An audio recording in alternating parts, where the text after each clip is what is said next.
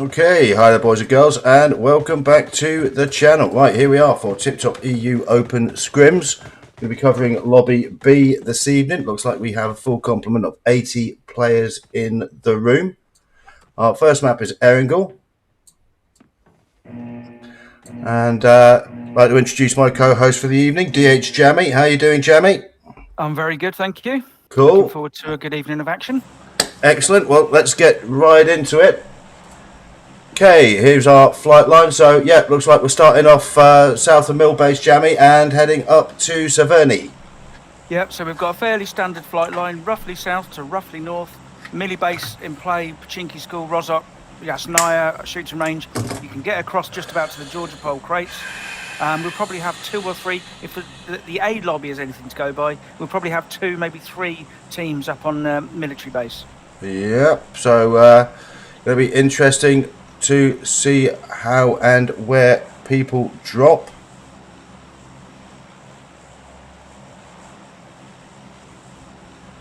It looks like we've got one heading over to the Novo crates, I think. We've got one heading to Central Millie base.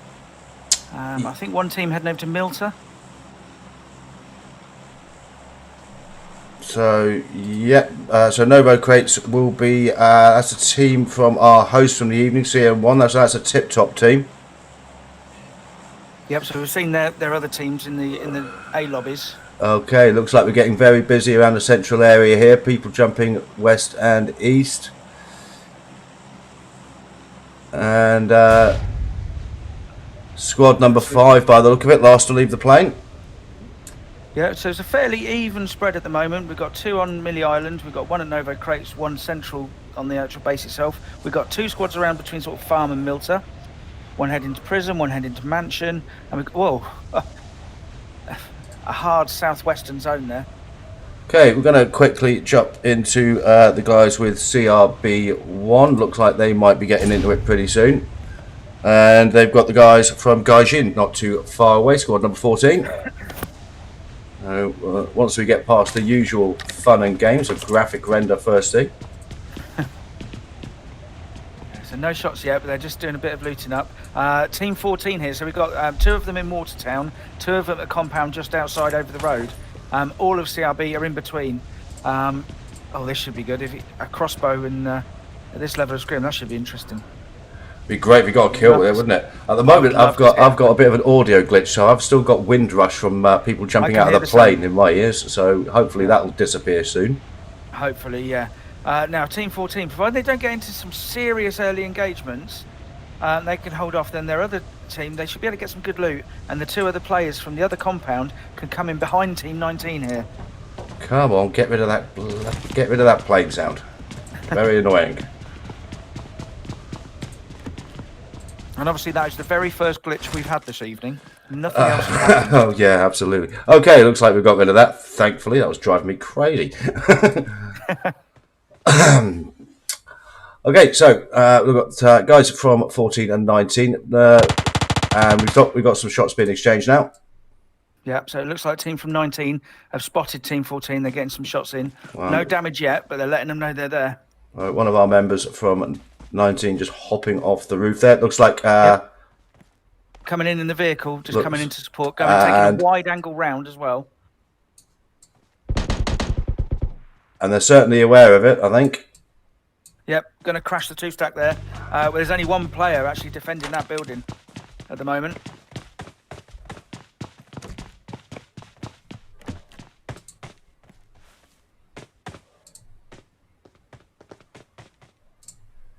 It looks like he's just biding his time a little here. Yeah, so I thought there were actually 2 players in the US there, but it looks like there's only. I think team number 3 in the compound. I'm not certain if 14 had a full complement actually. Oh, okay. Only showing 3 on the. Oh, fair enough. Yeah. On the list at the moment. No, they've got all 4 players. Yep. Okay. So maybe they left one behind at the other compound, or maybe they're trying to say, oh, here we go. Actually, he's quite far away behind the camera in sort of fairly open ground. Just approaching the compounds now. Okay. we'll just have a look, make sure. Now, we've got a couple of teams up at George Crate, so we may well jump to that at some point. There we go. And Ali GP takes the knock on the player and gets the thirst as well with the shotgun and gets a second player. And that's the scar and the shotgun. Great effect there. Yeah, that's some great gunfighting straight away. So that's one of the guys from 19 down. Looks like Ali GP is looking to establish a knock on a second. Yeah, great work there. This is some great gun work by Ali GP, taking out 3 players so far. Combination of the scar and the shotgun.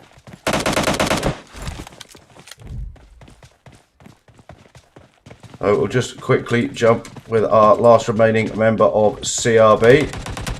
Got a world of hurt here, coming in a fire from outside the building. You've got to believe these guys are going to be crashing through that door. Here we go.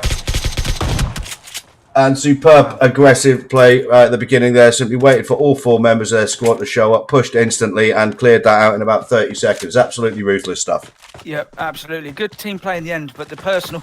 I mean, the push there from Ali GP, taking out 3 members of the other squad of squad 19 with lovely little dolphin dive there. Yeah. But taking out with a combination of the scar and the shotgun.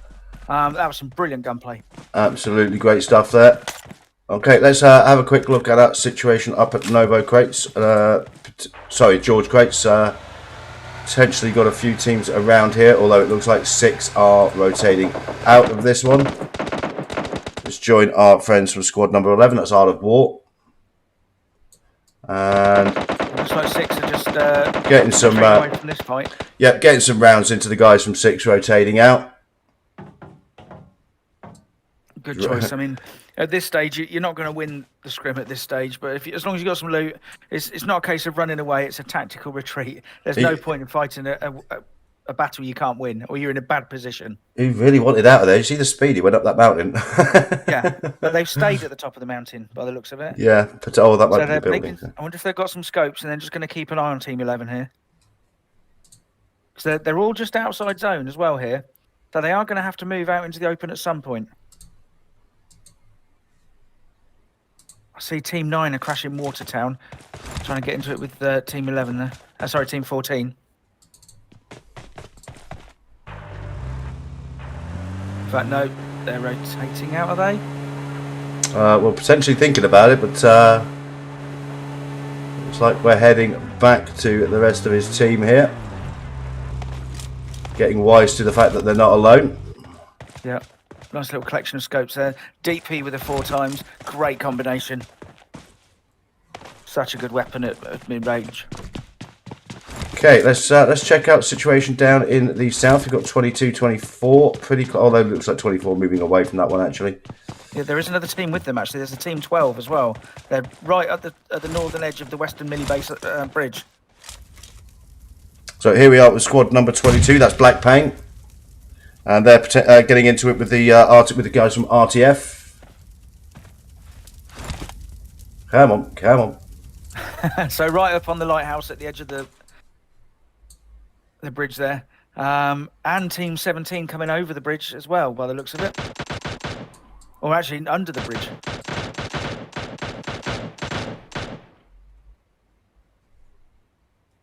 So 17 looking to rotate away from that one. Got a little bit of split. And the guys from 12 a little bit split. They've got a 3-1 going on. Yep, so it's a bit iconic. Got slightly higher ground than Mattia from Black Plain. And the others, it looks like they're trying to do a bit of distance work here. Here come 25, the CN1 team. Little convoy. Who get through unscathed. Yeah, they pretty much get away with that one. Yeah, although they're not rotating away, they're actually going behind the little hill that's just to our right there. And they're going to come round the back of the building, we can see, to the right. Let's check these guys out from TipTop here. In fact, we've seen these guys, this team before. I remember seeing Ange in the A lobby before. Yep, we've certainly seen Ange before. Yep. Hi, Banana. How you doing? We've got a few people active in the chat. It's always much appreciated. And rounds being exchanged now, and it looks like the guys from RTF are starting to put the hurt on. Yeah, so we've got Team 22 coming under a lot of fire there over at the gas station. Team 15, I think he was knocked as he drove past there. But these guys here, they were fighting one team, Team 22, and now Team 25 are getting involved as well. Yeah. So plenty of action around this northern end of one of the mill base bridges here. And this could be key because this is still in zone, and it's a southwestern zone as well. So depending on where the next zone breaks, this bridge might actually be a key site.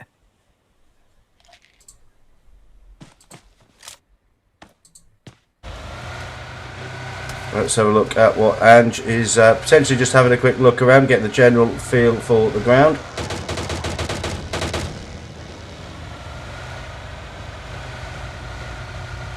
Here we go with it. And here we go. Looks like a crash.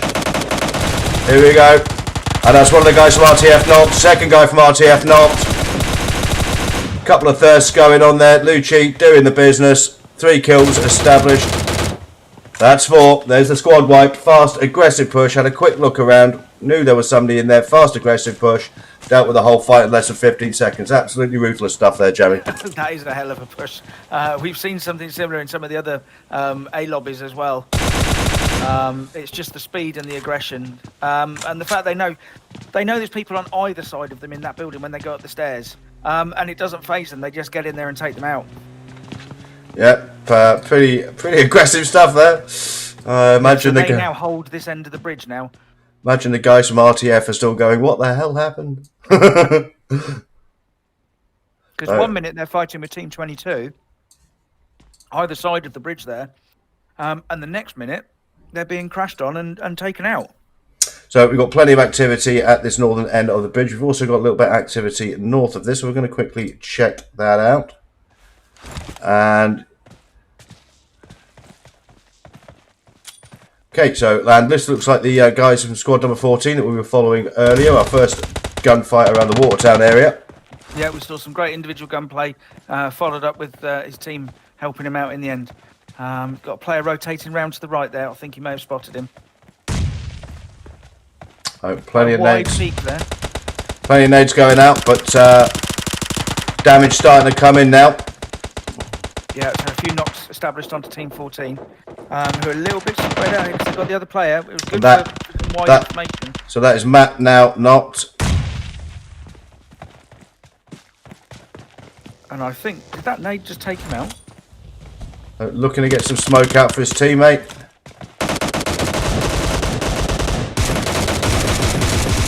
There we go. And 4 kills there for the guys from squad number 21. That is Victis. So yeah, the guys from squad number 14 who did so well in the very early stages of the game, taken out as ruthlessly as they took out their first opponent. So yeah, people just don't seem to be messing about this evening, Jamie. They want all in. Absolutely not. No, when you see someone, great individual gun skills and with a good team push like we saw Team 14, for them to be taken out like that, means that Team 21 put some serious players as well. And they've got Team 16 who are having a look. They're not quite here yet, but they're. I think they might be getting ready to push. Let's just have a look at our friends from 16.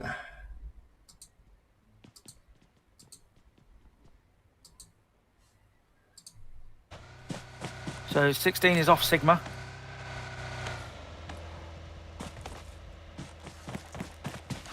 Just a 3 though, unless they've got one away somewhere else at the moment. No, they are just a 3 by the looks of it. So whether one of their players can make it into the lobby, it's not a team I know, so it'll be interesting to see how they do. And they've managed to get a quick peek there, so a couple of rounds going out from the Mini 14, but these guys certainly now aware of each other's presence. Yep, so Team 21 will be, they'll be on the defensive now, making sure they cover all the angles. And looks like our friend here, Vampy, is looking to get a slight angle from the flank. Yeah, whether that was deliberate just to get a couple of shots so they were looking in that direction and then rotate round. You can see how wide he's going round just to get a different angle.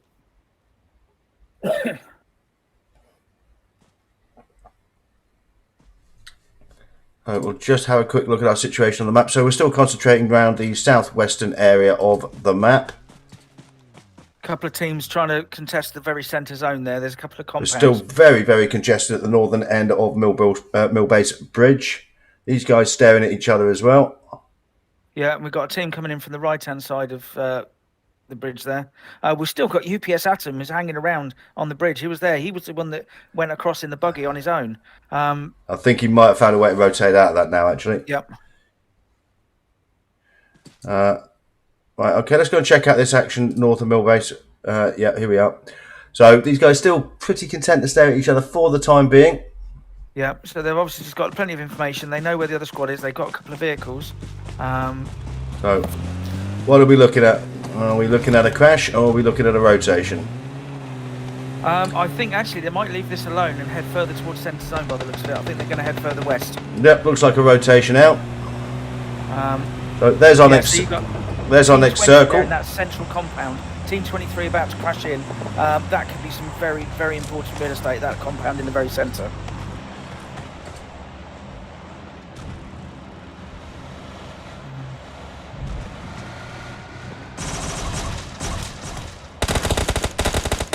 And yeah, pushed exactly the wrong place at the wrong time. So that's our friend from Team 23 taken out. That's Saltafa Esports. So they'll take no further part in the scrim. We're here with squad number 10, step by step.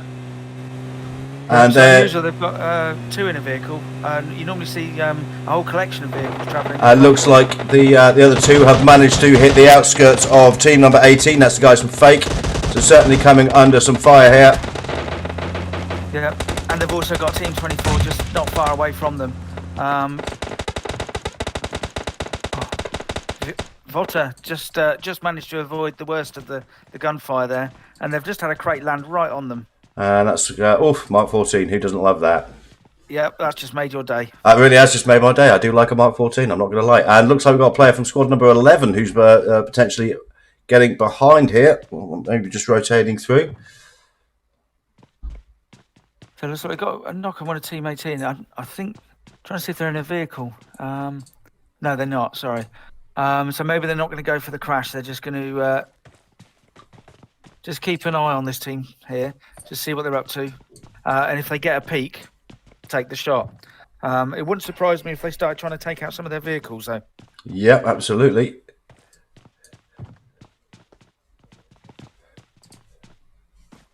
We'll look at what our friends from team number 11 are looking at. Just got themselves a nice reverse slope here, edge of circle, and they're potentially. Yeah, so pretty much everyone has managed to get into the zone. So we've still got with 13 teams, 47 players into what is getting to be quite a small zone now. So it's going to start coming down to some very close-up gunfights. So the guys from 747 slightly spread out, but controlling the other side of this ridge. Plenty of throwables coming out, but not quite in range at this moment in time. No, just making sure they can't get close. So yeah, everyone's now in zone.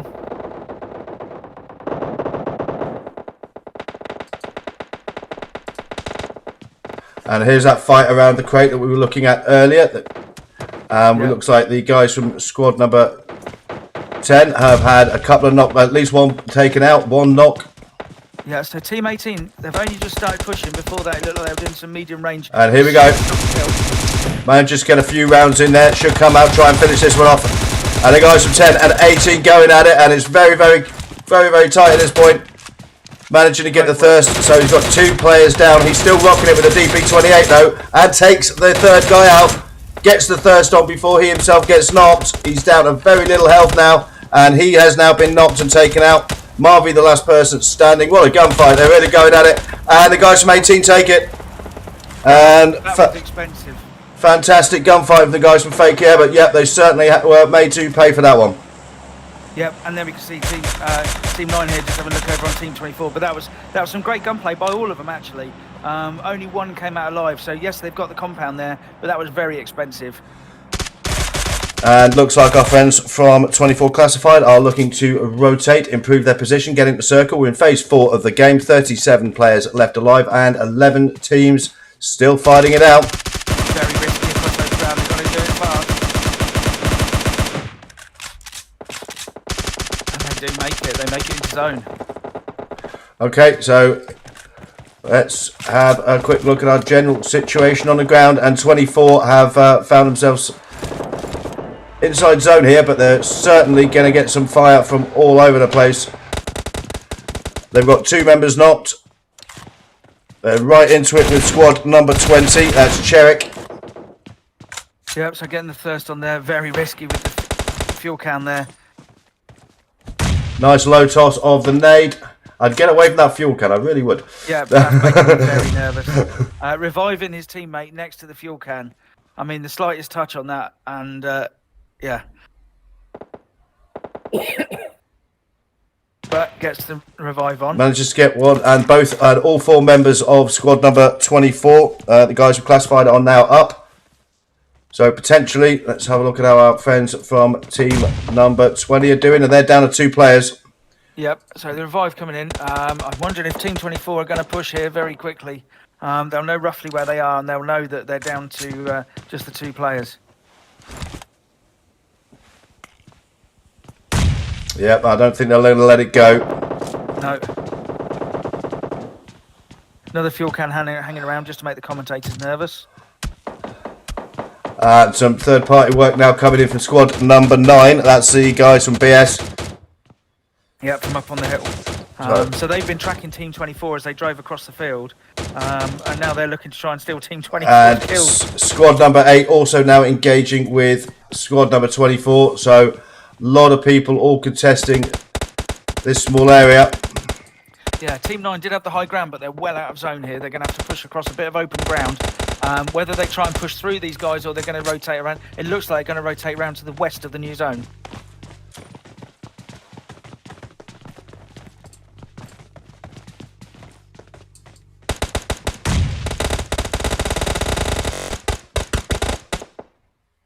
So a couple of knocks on Team 11 there by the looks of it from Team 8. Yeah.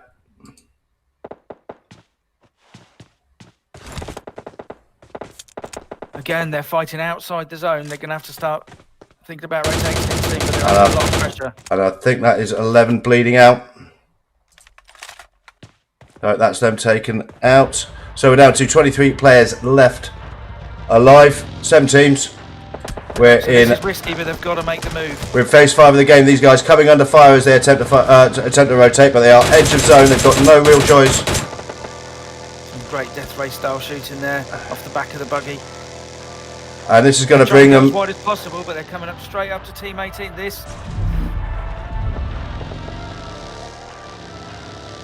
However, I think the player from 18 is a solo, so might not want to draw attention to himself, or certainly, yeah.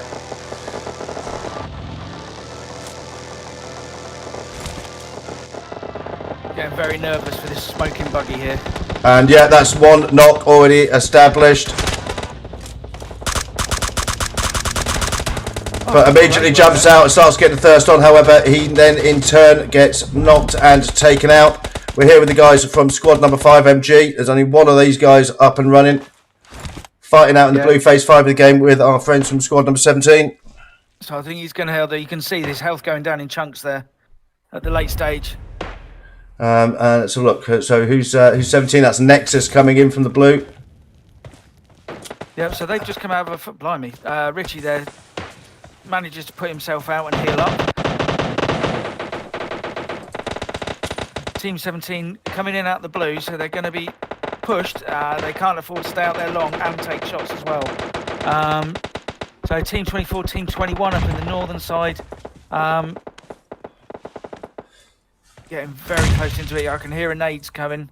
Here we are with Classified. They're fighting it out with Victus. And these guys getting pretty close to each other. They're just slightly edge of zone here. Behind as well. So we're down to 14 players left alive, 4 teams.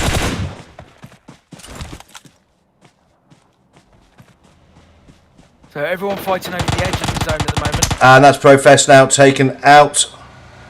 2 of his teammates rotating in a vehicle. They're on him straight away, laying down fire. There goes the vehicle. Face taken out. 1 of his teammates thirsted up, and that is the squad wipe. So we're down 11 players, 3 teams left alive. And here we go. We're straight into it. Squad number 9, and bang, down you go. Get out the car and get shot. That's one of the problems where you drive as a solo. You can't shoot at the same time. If they'd have had a passenger, they might have actually been able to crash that small building. So we're down to squad number 21 from Victor, squad number 9 from BS, and 17 from Nexus. Down to 9 players left alive. I'm going to call it. I'm going to call it for Team 21. They've got the high ground, and these two, 9 and 17, are taking lumps out of each other. Let's check out our friends from squad number 21, and you'd certainly have to say they have the ground here. Getting some rounds into one of the Nexus players there. Yeah, so it's now 4 and 3, and Team 9, I think I've got at least 1, maybe 2 players knocked. So they're under a huge amount of pressure here. So it looks like there's only 1 player left on his feet. He is now on fire. And this is, you've got to expect the guys from 21 from Victus to be pushing this very aggressively now. Pampy has found himself out of circle. And there we go. Great defence, but in the end, yeah, the molly came in, and the fact that the two teams had to fight against each other, and Team 21 had the high ground, they could just stay out of it until they were ready. Yeah, fantastic action pretty much all the way through that game. Okay, that concludes game number 1. So in first place, we have the guys from Victus. They have, 15 kills. In second place, we have the guys from BS with 2 kills. And in third, Nexus, we have them in third with 9 kills. So of the top 3, looks like Matt from Victus is our individual kill leader. We'll just check on the rest. And yeah, we've got 2 people with 6 kills there from CL. Got that classified. So 2 players there sharing 6 kills. Just have a quick look down here. There's 4 there for Besso. Looks like 6 may well be our lot though for so, highest or top fragger in game number 1. Yes, it is. Okay, boys and girls, we're going to take a very, very short break, and we'll be doing a bit of post-match analysis within a few minutes, and then getting ready for game number 2. But till then, I'll see you in just a few minutes. Bye for now.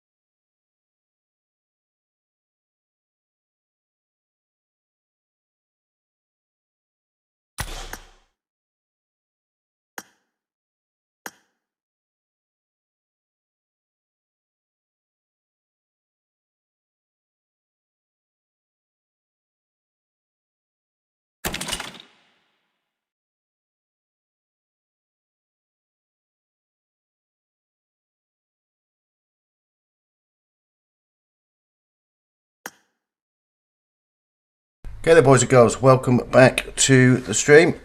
Okay, Jamie, what are your thoughts on game one? Fantastic action all the way through. A great win for Victus at the end there.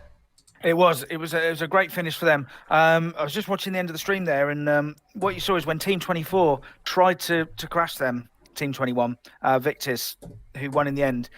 That was the pivotal moment, because as soon as they got rid of Team 24, they were on their own up on the high ground. Yeah, Team 19, Team 9, Team 17, fighting each other on the edge of the blue, left them with 2 players knocked. Team 9, and as we saw on the stream there, 1 player ended up on fire and just managing to put that out and heal up. But in the end, let's say the high ground, the numbers, and the fact that they weren't knocked made the difference for Victus. Yeah, absolutely great positional play at the end there. Some really fast, aggressive crashes right at the beginning. Squad number 14 in Watertown, also another one from the guys from 25 TipTop. The sort of first 10-15 minutes of the game seemed that people decided they weren't going to play it passively early on. Well, exactly, yeah. They weren't worried about taking a fight. I mean, we saw up by the northern edge of the Western Millie Base Bridge, Team 25 CM1. They rotated past. You saw them go past in a convoy. So they would have heard people move around. They knew people were there. No one took shots at them, which really surprised me. They drove right through the middle of a war zone. But it meant that they could then rotate around the back of the hill and then crash that compound and take control of that building. And that meant they could take control of that area. Yep. Some fantastic gunfights all round. I'm hoping we get much more of the same, frankly, because that was a very exciting game. So, game number 2, Jamie, your favourite map, Miramar? It is, absolutely. And actually, in recent scrims, we've seen some great action in Miramar. It depends where the zone goes, because if it forces people to rotate or to try and hold one of the few remaining compounds in a late zone, you end up with some great action. Okay, I like it because you can do long range stuff. Yeah, don't try and hide the issue, mate. You just like killing people from 3 miles away when they can't see you. All right, absolutely. Miramar is a camper's paradise. I'm surprised half the people don't jump with a tent. But our opinions differ somewhat on which maps we prefer. Isn't that right, Jamie? Yeah, absolutely. Vine goes in. All he needs is a pair of knuckle dusters. Absolutely, up close and personal. Coffee. I like to see the whites of their eyes. Yeah, I don't even like them to see me. So, but yeah, we certainly. I believe it was actually Monday. We covered TipTop Scrims on Monday, and we had a fantastic game on Miramar. Constant action. It was. Usually on Miramar you get 3 phases. You get the very first phase where people are trying to establish looting positions, and they will fight if they need to establish that position. Then you get the sort of the rotation and trying to work out, not work out where they're going to go, but they're not having fights on the way usually. They're just going to where they're going to be for the late stages. And then you have the late stage of the game where people are just following the zone in and trying to hold a compound or crash compounds. And that's where you get most of the action on Miramar. But that game on Monday, we just had action all the way through. It seemed like everyone wanted the same bit of ground. I think maybe because we didn't have really hard zone shifts, so that the people were already in zone and they just realised they just had to try and hold a compound or get a compound ahead of the late stage. Yeah, and as I recall, we had a good game on Miramar last night in in Genesis Scrims. That was a pretty good game. I think that was the one where the guys from ZPX pushed it really well. They pushed it all 3 games. They won all 3. Yeah, but I think they'd have kept pushing all the way to Sandhook if they could. Yeah, they weren't giving up last night, were they? Absolutely not. No. And we also saw what happened. We saw a couple of good pushes last night where, oh, crikey, I can't remember who it was, but they crashed into a squad and they actually ended up in the middle of the squad. So they had to fight either side and they managed to do it. But that left them really open and beaten up when the zone started pushing them. That was 18 Rendezvous. They crashed into Gen. Really good crash on Gen. Got the wipe. Managed to heal up, then the blue started pushing them, but because their vehicle had been blown up, they then had to try and cross back into zone, against the teams that are on the high ground, watching it all happen. Yeah, absolutely great stuff. Anyway, back to TipTop Scrims for this evening. Yeah. So Believe we're going to be taking off. I think we started a little late game number one. For those of you who don't know, we had a bit of a nightmare coming into game number one. About 2 minutes before I was about to hit the live stream button, my entire system just crashed. So I had to go for a full restart of the computer and all the software and try and get into the room as quickly as possible. Which, as you could imagine, I did with just great amount of calm and just relaxed. he barely mentions it. I know, just I was just so cool. I really was. And not at all screaming at the top of my voice, oh my God, it's not going to work. But we did manage to get there in the end. See, that's the kind of commitment we bring you guys. We're not going to let you go without a stream if we can help it. Absolutely, even if it means Vimes having minor heart attacks. Minor heart attacks, yeah. You lot have aged me 10 years in the last fortnight. And he can't afford to age anymore. Oh, thank you very much for that. Yeah, thank you for that. Says the man who's 2 years younger than him. Yeah, less said about that, the better, I feel. Dear. Okay, so I don't think we'll be too much longer. How are we looking? There's only 39 in the room at the moment, so we've still got a few minutes. So yeah, we've got some teams here, Jamie, that we are familiar with. Arsenic Esports and obviously TipTop. Covered a few of these guys before, but actually quite a few new teams for you and I to cover this week. Absolutely, yeah. As you say, we know a couple of the teams from other scrims that we've covered, but most of them are new to me. So I'm learning. It doesn't take too long. Once we see them a few times, we can learn what sort of players they are. Even if we don't know the individual players, we can recognise the teams. They all have certain ways of playing. At this level, it's very typical. You'll have scouts, snipers, you'll have fraggers, and the like. And it's just interesting to see. As you know, I like the tactical side, the strategic side. I like seeing when people maybe disengage from a fight and go and rotate into zone, or maybe within a fight itself, how they position themselves for the fight. There are schools of thought and theories about why you enjoy the tactical side of the game, Jamie. It's because most people believe you suck in a gunfight.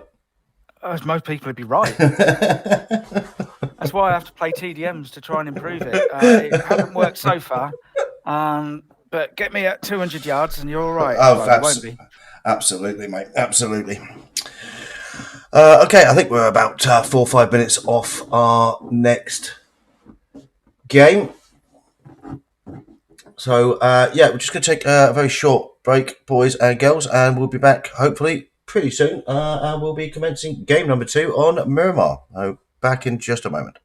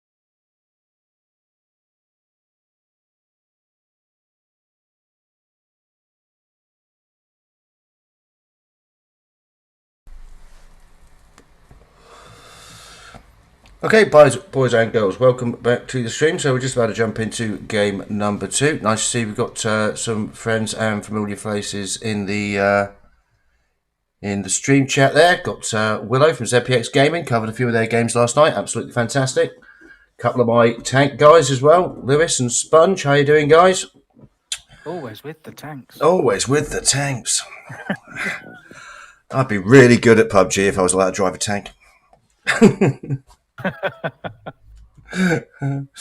So, it's nice to have plenty of people in there. And as you may have seen, I've just looked down and noticed we have 200 subscribers on the channel. So I'd just like to say thank you very much indeed to all those who do subscribe. It means a great deal. Nice to reach that little landmark, as it were. Okay, looks like we're getting ready to jump into game number 2.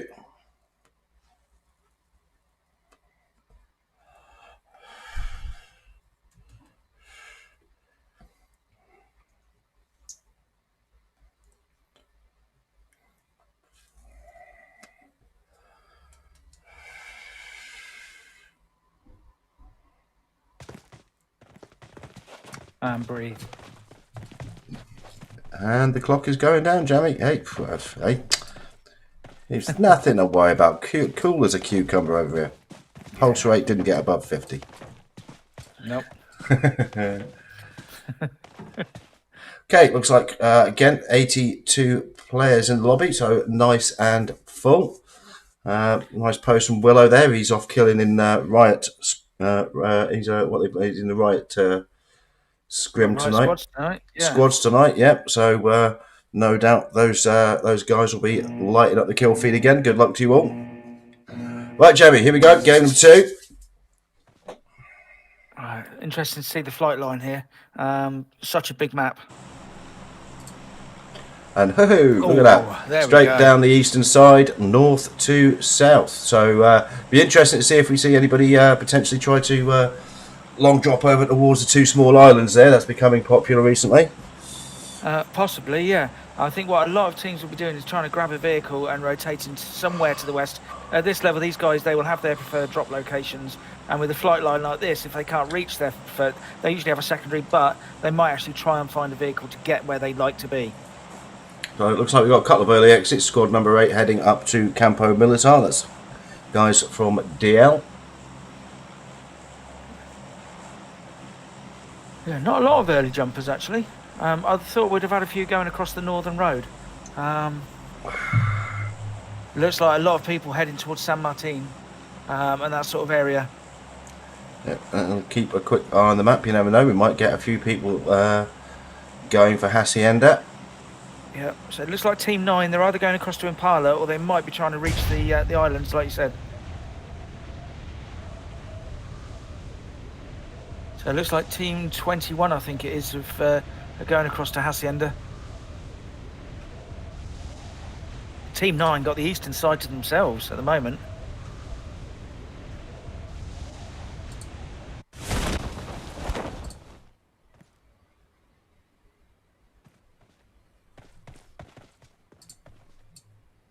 Oh, the joys of Miramar when everybody's still alive.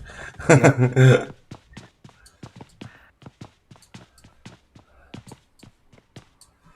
And yeah, they've got another team dropping not too far away, but nothing to worry about early stages of the game. And looks like we've got some early contact in the north. Let's quickly jump up there.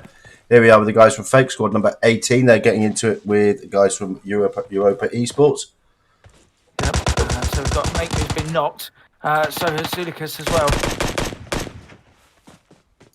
So that's 1 thirsted up and 1 knock established on the guys from squad number 18.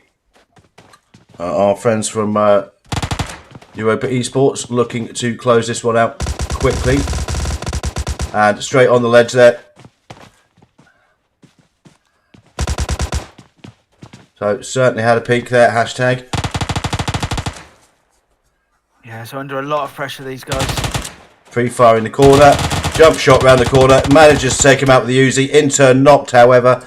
So it's just Fake Make Me was the last member up alive, and the guys from squad number 15 clear that out fairly quickly. They have lost one of their members doing it, so they'll be continuing as a 3, but 4 early kills for Europa Esports there. Well played, fellas. Yeah, and then we've got a lovely southwestern zone as well, so everyone's going to have to push away from where they are.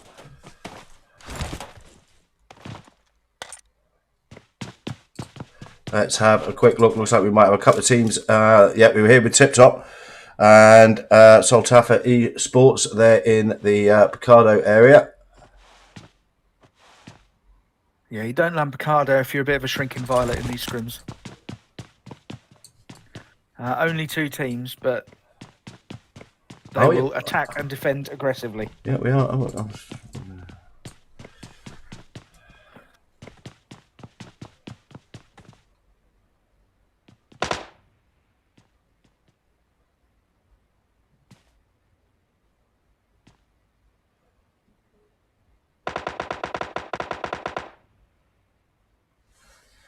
Both teams nicely spread out as well, taking a building each. They're not looking to push. No, we'll have to see where till maybe one of them establishes a knock. Potentially, they may well be looking to get aggressive on it. But we're just going to keep an eye on the map here because there is quite a bit of action going on. A number of teams are close to each other. We've got a couple of teams relatively close to each other up in the north. Puerto Paraiso, we've got at least 3 squads down in the very southeast there. That looks like TipTop have now managed to establish the knock. So are they now coming forward? Let's have a quick look at this. Yep, so they're starting to push there. You got XM up, make his way around the left-hand side.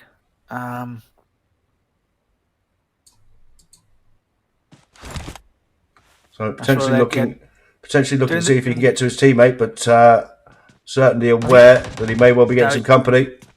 He was doing the right thing there because he knew they'd be covering that, and so he was waiting for his teammate to come to him. Otherwise, they'd both been taken out.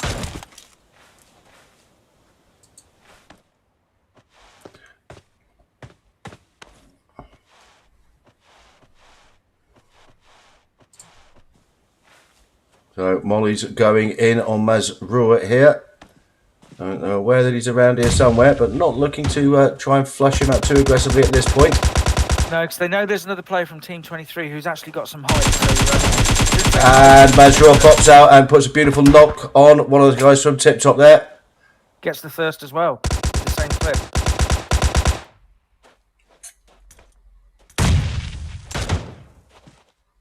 Ange now getting a knock on the other member of this team. So it's just Mazrua who's up and running at this moment in time, and he's taking some damage, so aware of where he is.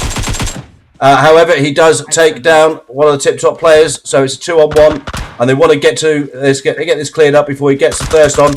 So pre-fire in the corner, and they clear that one up very, very quickly, get the teammate up. So they're going to be 1 member down, but that's 3 kills early on for CN1, our friends and our host from this evening. TipTop, well played. Yeah, Man Rob, some really good gun work there. Gets the knock, but unfortunately took too much damage to be able to heal before the other player came around the corner. So let's just have a quick look at our friends from, and yeah, okay. That's squad number 19, CRB, and looks like they've got a couple of teams down on the low ground by the coast there. Yeah, so they're on the relative high ground here, just in front of the warehouse. While Team 16, Team 5 fight it out amongst themselves, they're just going to pick off anyone who dares peek. Let's just check out Vampy here. So our friends from Sigma, they're 2 players down, and looks like Arizor taking a perch on the roof here.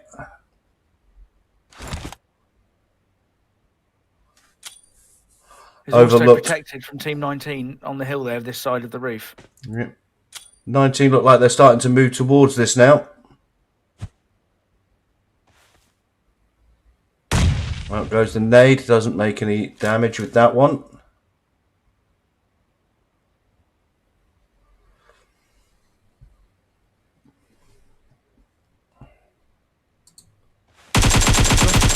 but they're just waiting for the peak, and there we go.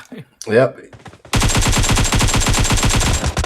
Bit of third-party peeking, but as soon as he revealed his position, as Cosmin from the other side there manages to establish the knock, he's thirsted him up, and that's the squad wipe.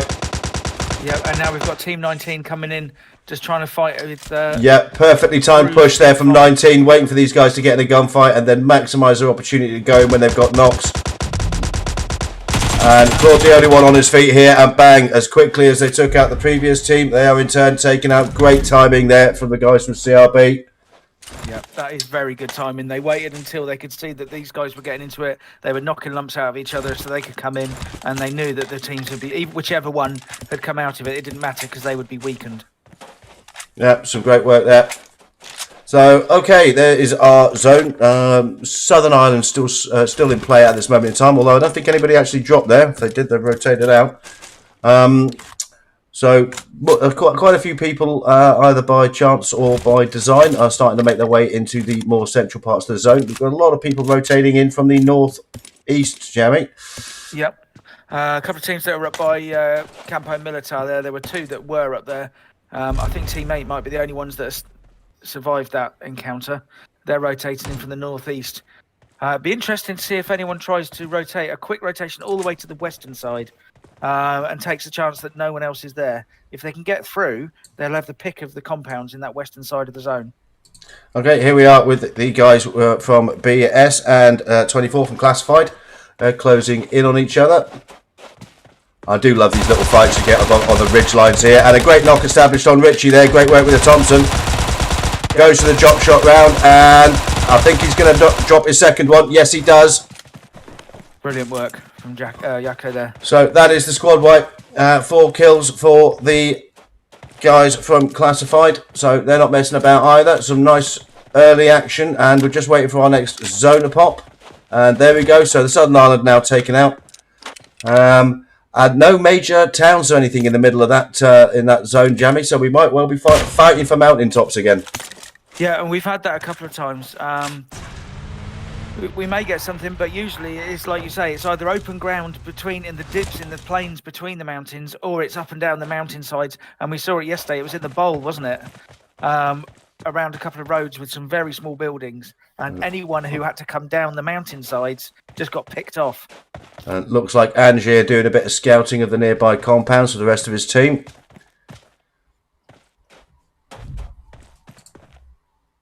Yep, so there's no one in front, so they're trying to rotate out from Picardo, which they took in the end. Team 14 there, establishing the central position. So they're looking to establish themselves in a compound, fairly centre zone, nice and early. Seems to be a very successful method of play that we've seen a number of players do at this level. Obviously, you just got to be good enough gunfighters to hold that position for an extended period of time. Yeah, I mean, we saw it in Erangel on the first one that I covered with you, where it was the CN1 team that actually held off that ditch by ruins, and it was an aggressive defence. They set up a perimeter outside of where they were holding and made sure no one got near them. But we also saw it in one of the Miramar games where a team had held a compound for a long time, but because they held it very centrally, they couldn't get out and actually get to people that were approaching them. I mean, it meant when there were a couple of teams coming into them, they just couldn't fight them all off. Well, it looks like our friends from Gaijin are getting a present not too far away. Looks like a drop coming down. Yeah, it looks like Team 25 have spied it as well. So it'd be interesting to see if 25 look to push towards that one. Certainly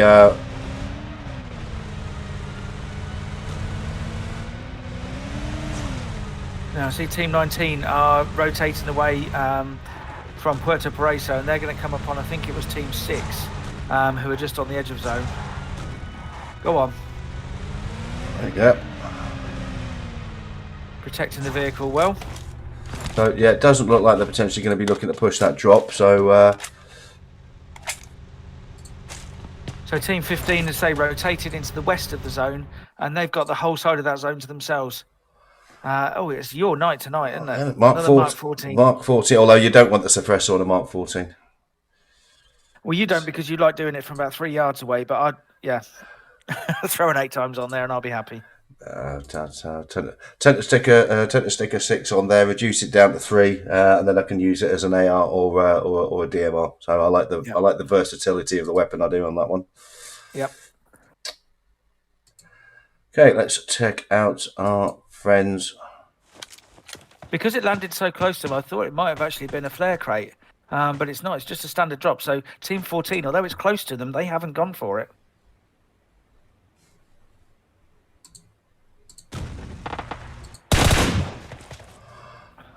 Yeah, I think. Yeah, one of our friends from CN1, a little bit isolated, but looks like the rest of the cavalry is on its way, and they're getting into it with classified. Yeah, just trying to make sure there's at least covering fire so their player doesn't get first. Oh, in fact, no, sorry, he has been. And he's been knocked. Ange looking to get smoke and the res on. Difficult position here because they've got Team 24, they've got the long distance cover, but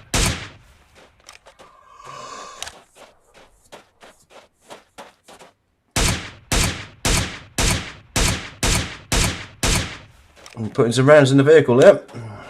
Yeah.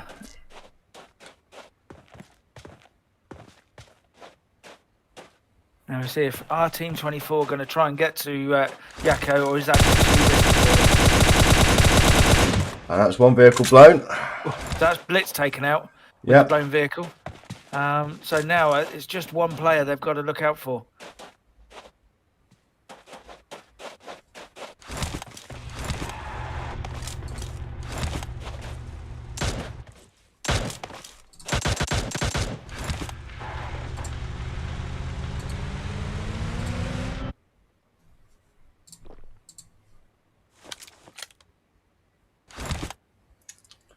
So are they going to be pushing into the last remaining member of classified here? Now, it wouldn't surprise me if they got in the vehicles and did it, but otherwise, if they don't all push together, it's quite open on the approach. It's not a huge distance, so I think they might prefer. In fact, it wouldn't surprise me here if Team 25 disengaged completely and headed towards zone.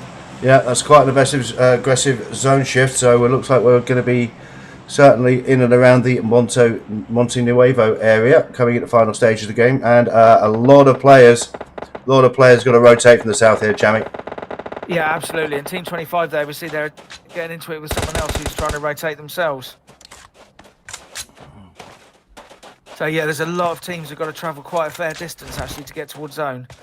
I'm sure they'll all have vehicles by now, so there won't be anyone struggling with that.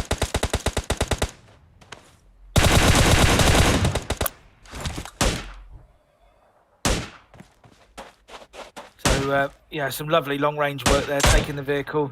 Frasman putting a smoke out, just trying to protect himself a bit.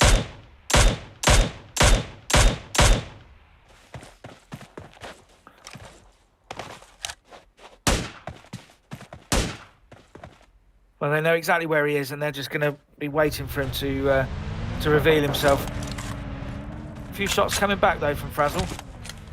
Yeah, but these guys are out of zone. The longer they leave it, and it looks like some of the guys from TipTop already looking to rotate in, and they're going to be crashing pretty close to the players of Squad 22, I think. Yep, so they're going to be coming straight into this compound. M24. Taking some fire for it though. That's good. Shoot and move.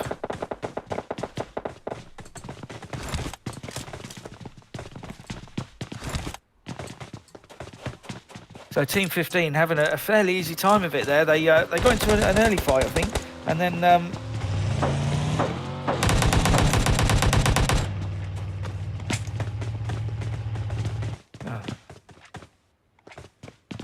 So the guys from TipTop certainly know they've got a squad in front of them.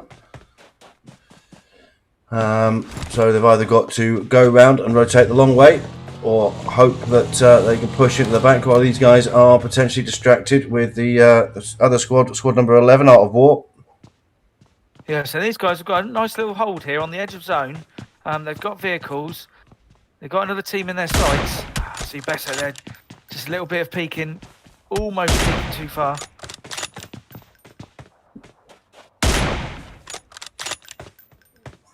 And T25 have actually rotated past these guys, and they've actually gone in between the two squads. In fact, the same as they did on Erangel when they crossed by the Millie Base Bridge. And if you look, they're actually coming back. They know their squad's there. They've heard the gunshots, so they've rotated past them, but they've then stopped. These guys got themselves a small building compound.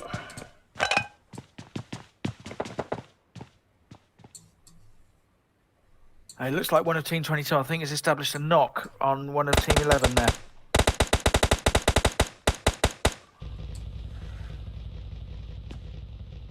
And Team 25, while Team 22 are distracted, they're putting some rounds in. But they're all having to rotate away now. So Team 22 did establish a knock on Team 11, but they're having to rotate just to get to zone. They've got a minute till the next zone. Okay, yeah, phase 4 of the game. We have 40 players still left alive from 13 teams. And, right, looks like Victus, Jamie, are winners of game number 1, taking position at very early centre zone. Absolutely. They've decided where they want to be. They've got the high ground. They're not taking the town. They've decided to take the high ground, centre zone, and we've seen them hold that before and defend it in game 1, which led to the win. But there's a lot. We've still got 13 teams, 40 players left. Yeah, that's Cherrick getting a kill. All we saw was the motorbike go crashing across, but there was a person. There was a person on there who was deceased. And they've got Team 6 behind them now, but yeah, they're quite far out from zone, this team.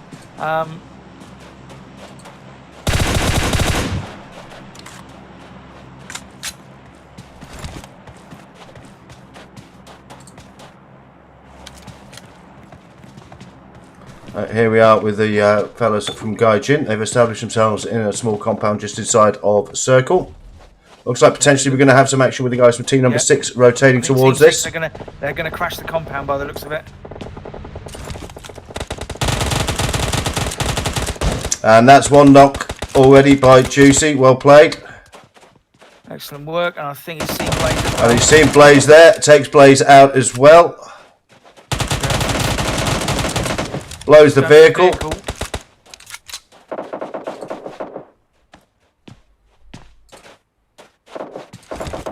And just the one member of top team up and running at this point. So that was a very expensive push for these guys. Yep. And now he's getting some third-party work as well from squad number 20. That's Cherrick. There we go, Cherrick, as they start to rotate in towards zone. Getting a kill on the way there. So here we are with 12. That's the RTF who we featured in game number 1. They're getting into it with Black Pain. Yeah, so Frazzle as well, looking at it from distance, by the looks of it, from Team 24. So they've got it, but from both sides. And 21 are actually sitting pretty in the centre of the zone. They're not really getting threatened at the moment. No, so they can sit there. They're not using meds. They're not using ammo. Not having to use all their smokes and nades. So they're sitting quite well at the moment by establishing that early centre zone. Here we are with Black Paint. They're getting some rounds towards our friends from RTF.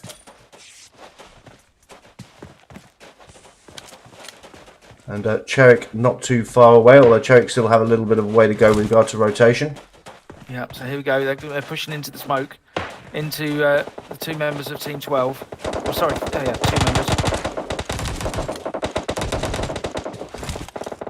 They're quickly diving back into the smoke. They've realised they've got a split squad here, but they're pushing forward. Looks like one of the guys from Pain has been knocked. Trippy now has been knocked. Looks like 2 knocks established on the guys from RTF. And the rest are coming in. And that's the squad wipe. Just in time for these guys. They have to move now. Phase number 5 of the game. Yeah, this is going to really hurt. The vehicle was blown. So they're going to have to try and run in. They've got Team 20 on their left as well. So as soon as they do come over that ridge, if Team 20 see them, they should be able to get... It won't take a lot to take these guys down. So we're coming into... And there you go, that's Team 22 taken out by, I think it was CN1 actually that took them down in the end, by the looks of it. Well, here we are with Cherrick again. They're still outside of zone, fighting for every inch, but Guy Jean also getting involved with the guys from Victor's, who took some central ground pretty early, but they're finding a couple of their members now cut off. Yeah, so they've got one member in the warehouse, they've got 2 in zone. They're the only people in zone at the moment, and one of those is in the warehouse. The other 2 here under a lot of pressure from Cherrick. And here we go.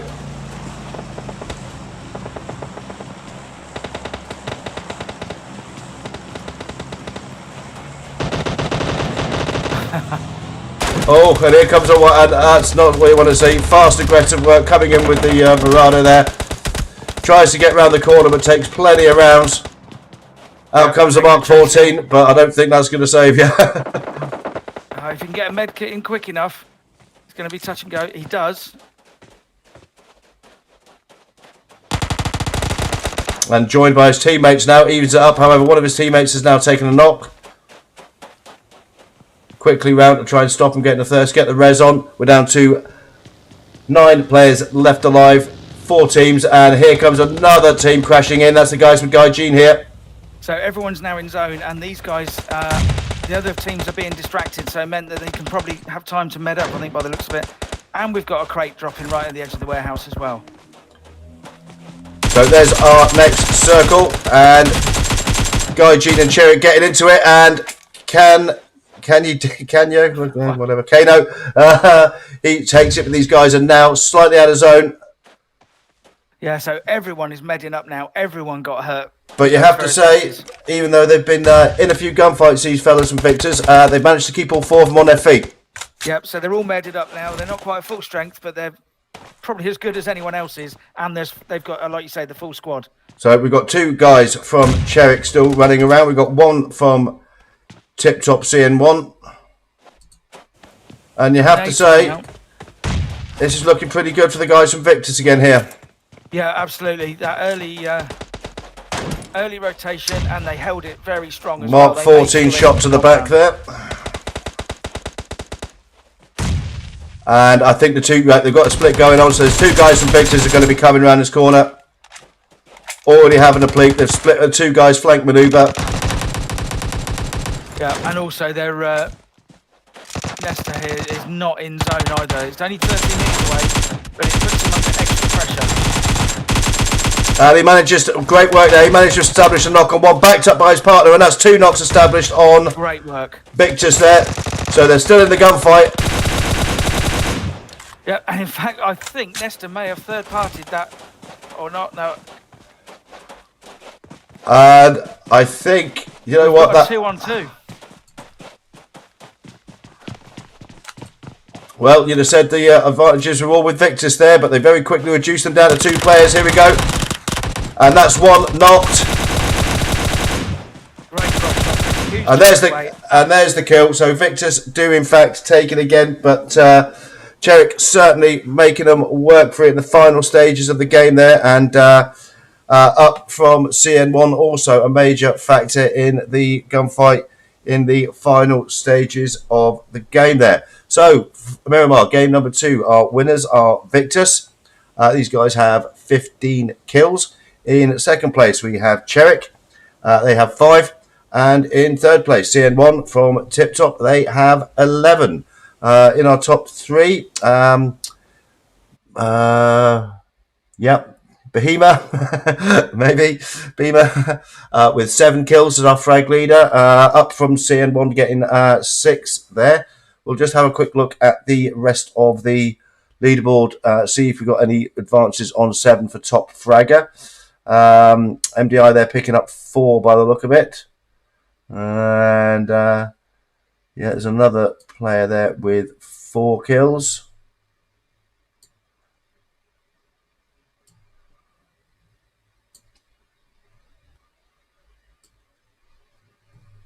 But no, it looks like our top fragger is going to be Beamer with 7 kills from Victus. So that's 2 wins in 2 games for Victus. We'll certainly be discussing that in just a few moments post game, and then we'll get on to discussing what we might expect to see in game number 3. We're just going to take a quick short break, and we'll be back with you very, very shortly for game number 3.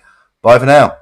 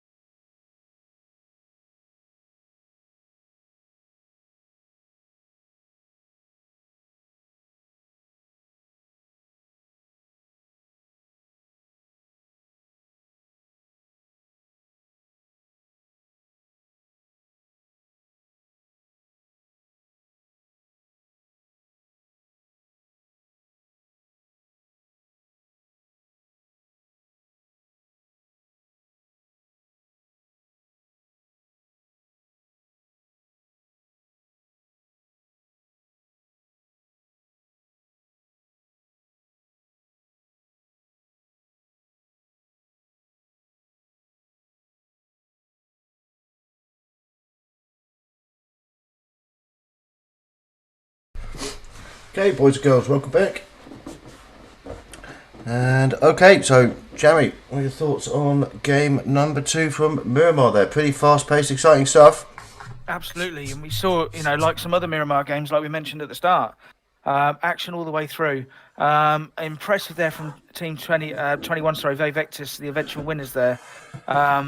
They held that central zone position. They made sure they had centre zone each time, but this time they really had to work for it. I'm just getting the name of the team. Sorry, Cherix, who took second place, pushed them all the way at the end there. The player from Team 25, CM1, he held out well towards the end, but in the end, those two teams really going at it and some really good individual gunplay. I think the only thing that won it really was the fact that they had time to heal the second player in the building before Cherix got to them. It was just the distance between the two buildings.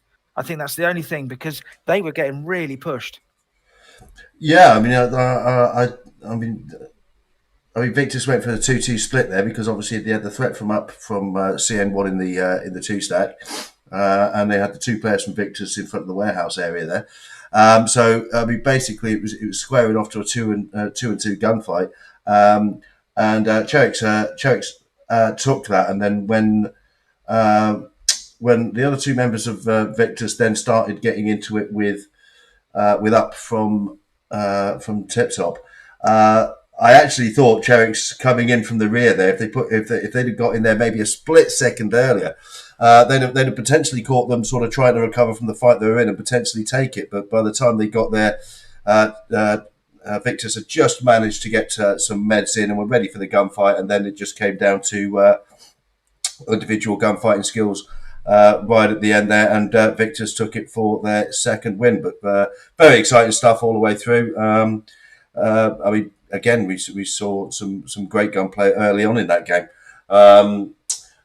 Some very good rotations as well. But certainly, it's a theme I've noticed, especially on Miramar. It's a map that sort of lends itself to it. That quite often teams that rotate into a strong position, sort of phase 2, phase 3 of the game, are contesting right at the end.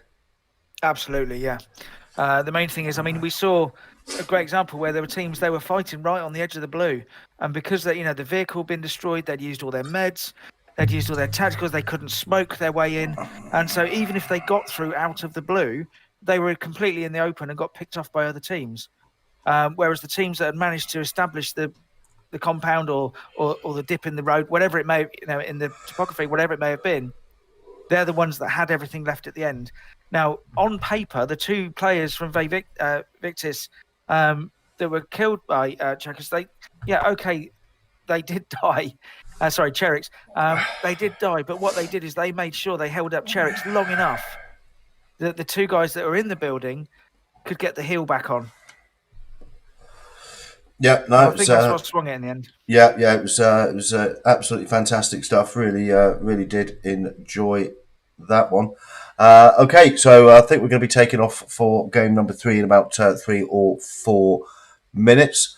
And we're on Vikendi, game number 3. And as you know, one of my favourite maps, Jamie. Absolutely. And I think it's just a map that has a little bit of everything. It lends itself to everything. You're going to get fast, aggressive crashing of compounds, but you're going to get good rotations and strategic play, potentially some long-range engagements also. But normally the largest factor of Vikendi that from a streamer's point of view makes it so entertaining to cover is the unpredictability of what the hell the zone is going to do. Yeah, that first zone on Vikendi, 9 times out of 10, is brutal. You might have an eastern flight path and it's a western zone. And when we say western zone, we don't mean the western half of the map. We mean the western coast. Because often you get at least a third of the map will be water. Yeah, it's going to be interesting to see what we get from this one, and it's and it quite often dictates the flow of the game because teams that end up jumping a long way from the first zone and then have long rotations, have less time to loot, and more likely to get into contact with other teams doing the same. It can somehow almost destroy the best laid pre-game plans because you're just simply not aware of where you're going to go. I mean, I know that certainly on a few occasions where I'd suffered from, or we'd suffered from sort of rotating into zone late, and as a consequence, we were always fighting our way in. I advocated jumping more central locations in the map so that it wouldn't hurt quite so much. But again, I mean, there is just nowhere to hide on Vikendi. Basically, it's just despite the amount of trees and rocks, it's a strangely open map. Yeah. And also, the blue zone on this hurts a hell of a lot. It's not like a gentle first Miramar or first Erangel zone. The first, the blue on this, even from the get-go, does hurt a lot. And so you can't stay out there for long. Yeah, so we'll have to see what we get. I think we're only just a few minutes now from takeoff. What we're looking at here, Jamie, 72 in the room so far? Yeah, it's good to see such full lobbies as well. Yeah, I noticed that the last few times we've had maybe teams going in with 2s and 3s because maybe members are not getting back home in time or things of that nature. Obviously, in some parts across the EU now, there's a 2-hour time difference because of various different countries putting in their winter time at different times. So that can certainly have an effect. Yeah, and obviously, technical issues do happen as well, even to the best of us, even to the top players and streamers. But mainly, it does happen. So it's good that we're 75. Well, if the whole system was going to crash and then need to be reset, I'm glad it happened about 4 minutes before the stream instead of 4 minutes into it, because at least that gave me a chance to reset it. That is very true. Yeah, it's a very zen way of looking at it. Oh, it's just, with great age comes great wisdom, Jamie. This is the thing, mate. I will find out when I get to your great age. Thank you very much indeed.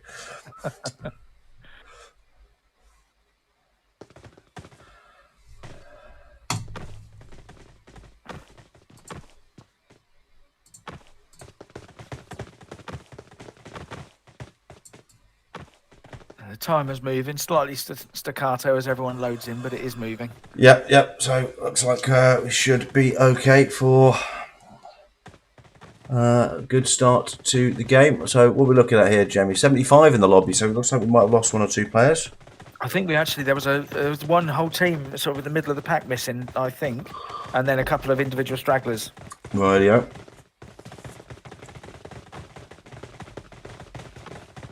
So everyone getting nicely warmed up. So here we go, boys and girls. Game number 3, Vikendi. And we're on the plane, and let's have a look at our flight line. So, lovely. So Vihar up to just north of Cosmodrome, mostly in the northwestern part of the island. Villa certainly in range, as is Cosmodrome. Potential also for people to rotate down the southern part of the coast. Always risky though if the zone shifts to the north. So what are your thoughts on that one, mate? It cuts a lot out, but you've got a lot of the main places are still in play, like your Villa, Mount Kresnet, Coal Mine, Cosmodrome, and then the around the coastal to the north, Dobro, Critches, and Port. Wouldn't surprise me if we saw some people trying to get across to the southeast, around to maybe Hot Strings, Volnova sort of area, maybe Winery. But as we said in the lead up to this game, the most important thing on Vikendi is that first zone. Because it doesn't matter where you jump, it's about luck with the first zone, really. Okay, so an awful lot of concentration down at the southwest here, and we've already got down at Vihar. Some contact down at Vihar with our friends from squad number 22, Black Paint, and they're getting into it with BS, who were already 2 down, placing in game at number 1, I believe. So let's check those guys out. So yeah, already lost 2 members, and loading up the old DBS there. Yeah. And are they potentially looking to crash out of this one? Well, one of them certainly is. Yeah, I mean, there's no way he was going to be able to get to his teammates there, or teammate even.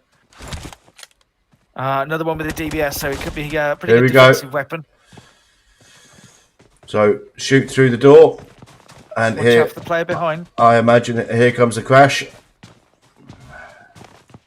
Use the fuel can.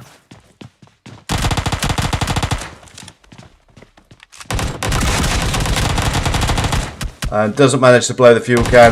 Very, very quickly taken out and thirsted. So only one player going to be surviving that one. Yep, that player did manage to get out. He did hang around, actually. Didn't drive off completely, but is now, making his escape. And there we go for that first zone. Yeah.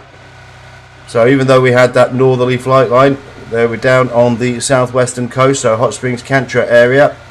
It's an area of the map I always quite enjoyed, that one, actually. Yeah. So the teams that went around the sort of castle area and gambled and went away from the flight line, it's paid off for them. Okay, here we are with our friends from Art of War and 747. Looks like, I mean, they're certainly aware of each other, but I'm not quite certain of that. I don't think anybody's going to believe your bot baiting, mate. No. Perhaps just trying to establish, get the other team to fire back, maybe just to establish whereabouts they are. Yeah, we've probably got a peek there. Yeah. But I looks half like expected a nade to come dropping through the window then. one of the guys from 747 has been knocked by the look of it.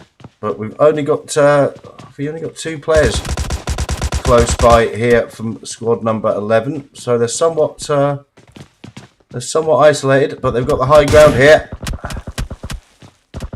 Yeah, and great position. Putting some effective rounds in.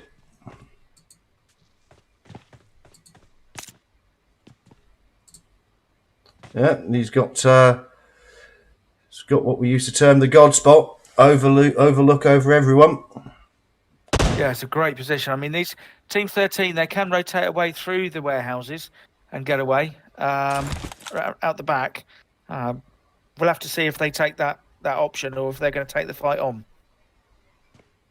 Not very easy to push on the guys from 11 though, because of the great elevation they have. Exactly, yeah. So it's whether they actually retreat and decide that, I mean, because they're well out of zone, they might decide, actually, you know what, we'll save this fight for another day. We're just going to head towards zone. Okay, so we'll just check out our... Of course you open fire as soon as I check out the map. Get with the program, guys. Come on. Who's running this show? Now, we do see one player from Team 13 has actually rotated round to the right as we look at it. Just slightly, just trying to get a slightly different angle.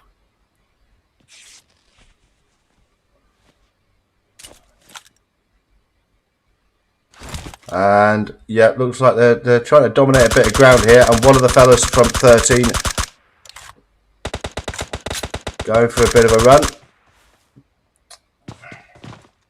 Yeah, it means they've actually got some far cover there, which means if they can get a bit of height, then it would have actually negated the effect of him being on that that raised part. So a few teams rotated into the new zone. It looks like we may well have some, not certain yet. We'll stay with this, and there's nobody else really that close to each other, so we'll stay with this until we get some action elsewhere. That's an interesting first zone, Jeremy. Yeah, because there's I mean, Team 17, there's some big towns there, so we've got the potential for a town finish. Hopping between buildings, always exciting. We can only hope. I mean, it could be even a castle courtyard finish. Oh, flare goes off, and they're well out of zone. So someone's calling in the BRDM. I didn't think flares were enabled, actually. But, no, might be wrong. Looks like the guys from 11 looking to rotate out away from this one. Yeah.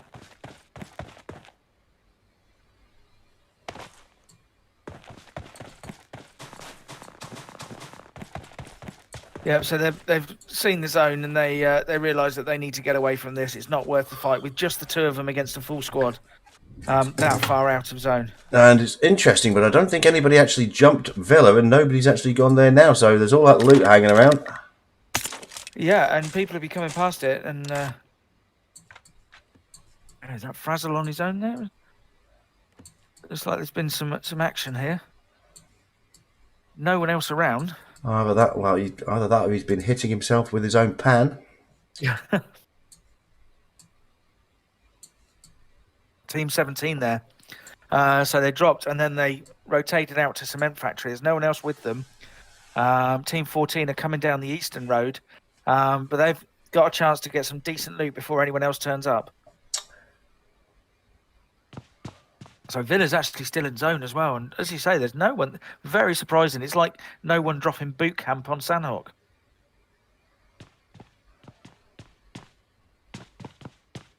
It looks like we've got the guys from TipTop looking to establish a position just south of Volnova. And Team 7 rotating in with a vehicle, actually going around the road by Volnova. Victus at the moment just on the edge of circle out in the west. Yeah, Team 6 approaching them pretty quickly. Excuse me. It looks like the guys up at Dobro. Team 11 have managed to rotate away, but Team 13 are still up there, and they're all now in the blue, and they've got a long way to rotate into zone. Fairly quiet start to this game. Yeah, a couple of early engagements, but nothing major. I'm wondering if people are going to start looking at Castle as a realistic place to hold. It's unlikely it will stay there, the zone. We're going to jump in with our friends from Victors, winners of games 1 and 2.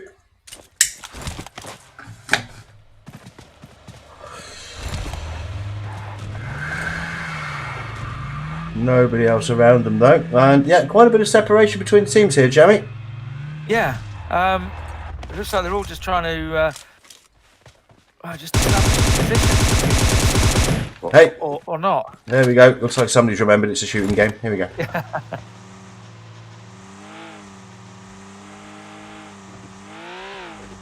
Another squad that are well out of zone. And yeah, I'd imagine. Yeah, and these guys. This is the team from Gaijin. They're looking to rotate in. Yeah, and we saw in the first game actually Ali GP taking out 3 kills in Watertown. So these guys are still playing this cat and mouse game up here in Dobro. Hey, dangerous game.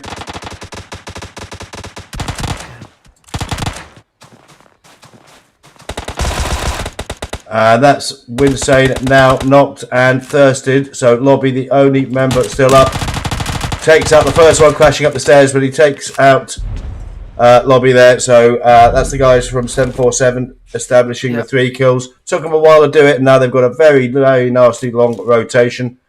Yeah, but I hope they can find a vehicle on the way because they are a long way from zone.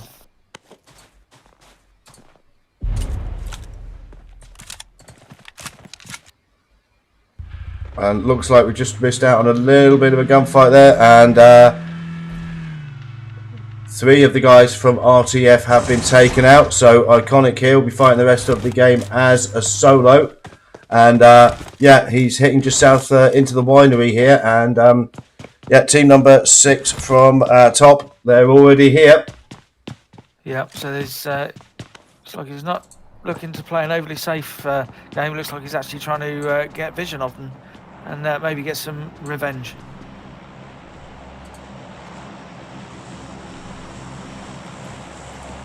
And yeah, TipTop still maintaining their toehold on this bridge south of Volnova, which can be so vital when you get these zones on Vikendi. Jamie, control of the coastline of this river here around Castle.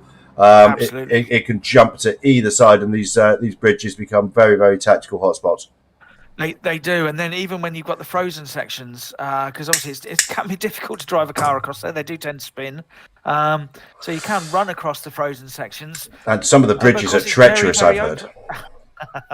I'm trying to change the subject. Yeah, they are, yes. And for anyone listening who doesn't know, yes, I was driving a car in a straight line, hit a bump on the bridge, and ended up rolling the car off the side of the bridge on a straight line. I blame the bridge.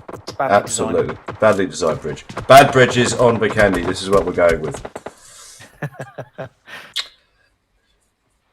Okay, here we are. Here we are with our friends from TipTop going up against the guys from Top. And we've still got Iconic from RTF not too far away from this one. Fairly long range, though. Yep, long range with ARs. I'm assuming they've probably got 3 or 4 scopes. But And Tibet iconic there. has, RTF has just established a knock on one of the guys from top there. So taking out a bit of revenge. I'm assuming it was Team 6 that took out his teammates. But we're still, 50 players still up and running at this moment in time. And yeah, you have to say people seem to be picking their locations and not necessarily looking to push too aggressively. Looks like 14-15 might be getting into it very quickly though. Yeah, they were actually getting into it as they rotated in from the north, so they're sort of following each other in. And some rounds going in as the guys from 15 attempt to rotate away from this one.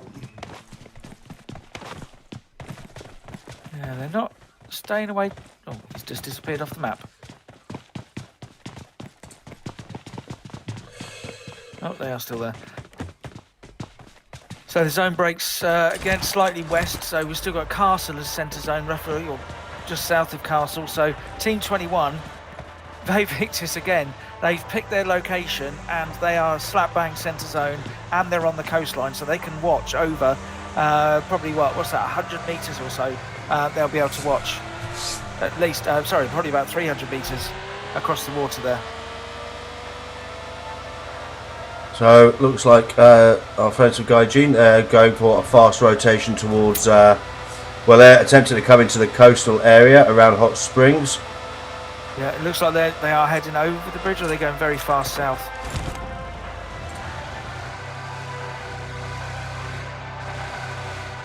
So they're going for the very southern bridge, I think, taking shots over at 17.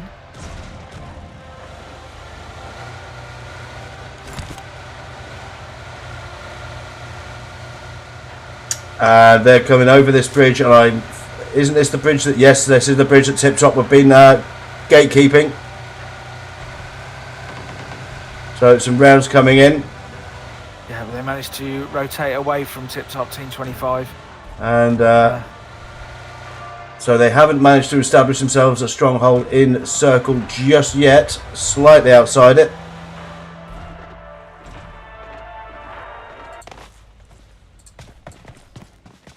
So they're just outside zone. So I'm assuming they'll just try and get some information, see where Team 25 are, and then start rotating in when they have to.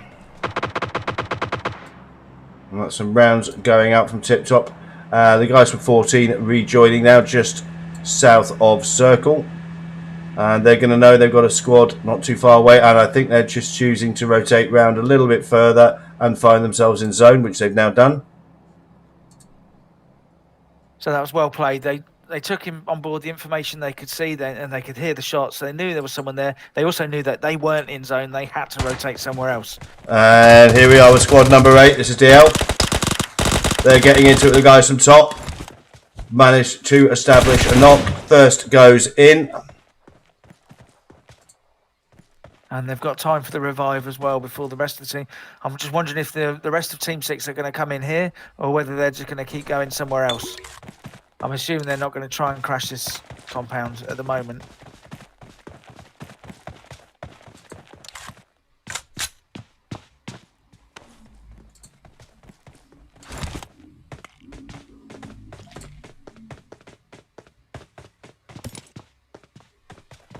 So we're in phase 4 of the game. 40 players, 14 teams. And it certainly looks like the guys from top here are going to be getting in some contact with squad number 8 pretty soon. Yeah, any moment now. I think one of them's going to peak.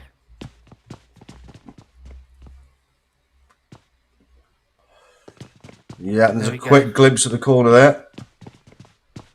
Of course, we have the advantage of being able to see it, but yeah, he certainly saw that one. So they'll know where each other are. Now, where he is, I'm not sure if he's going to be able to get round the corner without being seen, but he pops a smoke just to help himself out a bit there.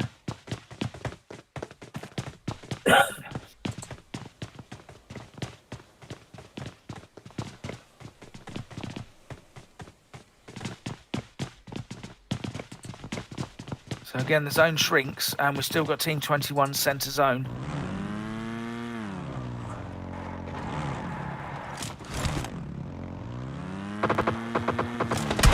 And yeah, attempting a fast rotation there, but straight into the guys from TipTop and Fake. Yeah, so they've got teams all round. We've got Team 25, Team 14, 18, 15, all in together. That's one knock established by Up. Second knock established. So the guys from TipTop gatekeeping this beautifully. However, Up has now been knocked.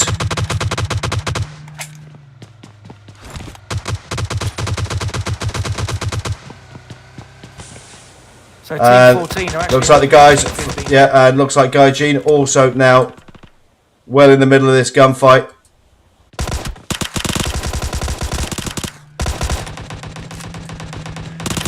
Here with Ange now from TipTop.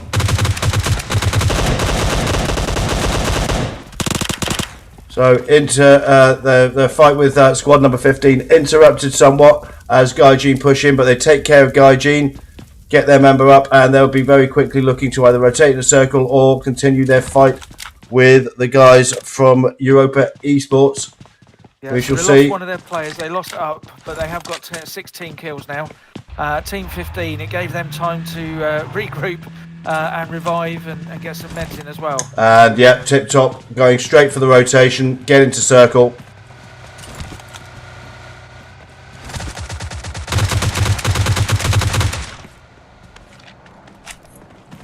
So these guys now need to catch up with the rest of their team. It looks like they're actually chasing 15 down.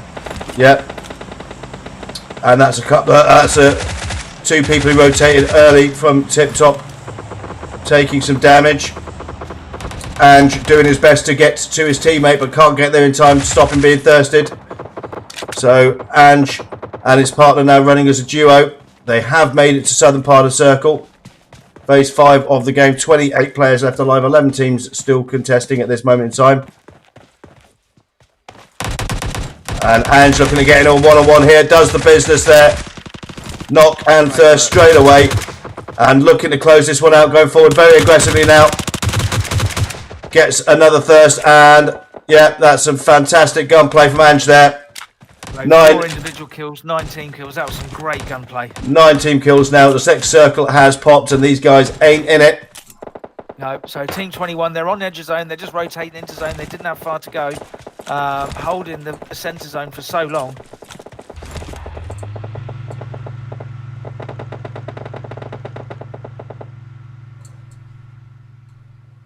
So, and what we've come to expect, there's the guys from Victus spread out in a good strategic location. All 4 guys still up and running.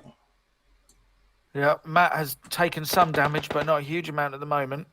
So obviously getting into a gunfight with someone. I didn't see who. Everyone else is going to have to a late rotation into zone by the looks of it. So here we are with our friends from Victus. They know they've got CRB off to their right. They've also potentially got TipTop rotating in from the south. But they've got themselves a nice location here, jamming. Yeah, and got good eyes on Team 19 as well. So nice elevated position. Not having to push the blue.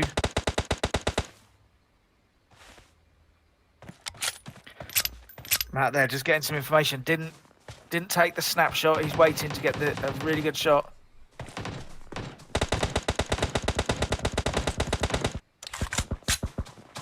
And his team holding a good defence over to the southeast of the zone there.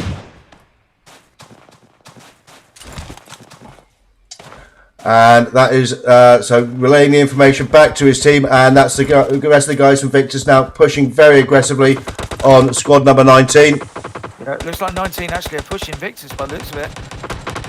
I think they're sick of being sniped at from behind a rock, and they're actually taking the fight to Victus. We've got squad number 12 from RTF. I think there's only one of them left alive, but he's rotating into the south. Potentially going to get into it with the back marker from Victus there.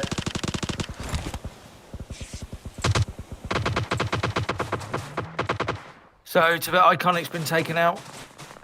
Last remembered player of Team 12. And these guys, it's just the height that Team 21, that Victors have got, makes it difficult for 19 to push them at the moment. There's pretty much one route to take. So here we are. We've got Victus and squad number 19. That's CRB. And CM1 as our third. So we've got our top three now, 10 players. And once again, Team 21 Victors have got all 4 players up. As I think have Team 19, haven't they? Yep, and then 2 from Team 25. Oh, one of Victors has been knocked by a player from TipTop there. So we're down to 10 teams, 10 players, 3 teams left alive. Victors taking some damage here. Yep, not having it their own way this time. And you have to say the guys from 19 here spread up nicely. Ange looking to potentially relocate, change location here. Let's have a look. Of course, these guys still outside the circle. Phase 7 of the game, and the Blues are going to start pushing in 10 seconds. So if they're going to make something happen, it's got to happen soon.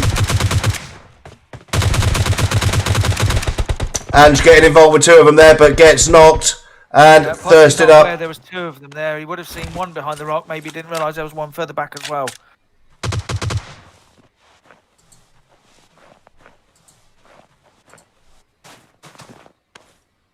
So they're all been revived and back up. Yep. They've got the knock on one of Team 19 as well. So they're being really tested in this game.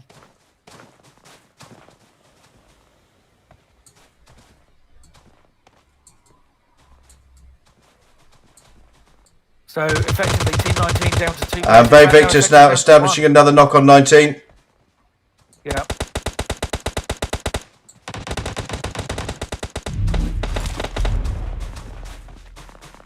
There we go. It's effectively a 4-on-1 or a 3-on-1 now, unless you can get the revive in. But phase 8 of the game now. Both of these teams are slightly outside the circle, but I don't think it's going to come down to it. Now attempting to get the revive on his teammate. Victor's in a difficult situation here. Do they push out away from circle and try and take this one out, or do they rotate in? Maybe get 1 or 2 of their members in and then gatekeep these guys trying to come in. Use the numbers they have. Yep, they've got the numbers now. Everyone's been revived, so they can use the numbers. And here we go, some real hurt being put on. Flanking manoeuvre comes round, and they come round the side of the rock, and there we go. And once again, Victors rotating early, keeping their members up alive, dominating ground, and once again coming away with the win. Their 3rd of the evening. Some fantastic work from these guys. Okay, so yes, in first place, Victors again. And we have 14 kills for them this time. In second place, CRB. They have 5 kills. And in third place, another team that's featuring a lot this evening, TipTop, CN1. Excuse me, they have 12 kills. Okay, in the top 3, we have 3 players all sharing 5 kills there. That's Ange, Kobu, and Caesar77. I'm just going to check the rest of the leaderboard here and see if you've got any advances on 5. Nothing there. Have a quick look down. 3 for Pessy there, but nothing else. 12, fairly quiet coming down from there. And yep, no advances on 5. So 3 players sharing the honours for top fragger there, but it has to be said, a completely dominant performance once again from Victors, who very much proving to be the strongest team on the night. Games 1, 2, and 3. We're going to take a very short break, do a bit of post game, and then we'll be getting into it for game number 4. Some cracking action so far, and let's hope we have more of the same in our final game. We'll see you very shortly. Bye for now.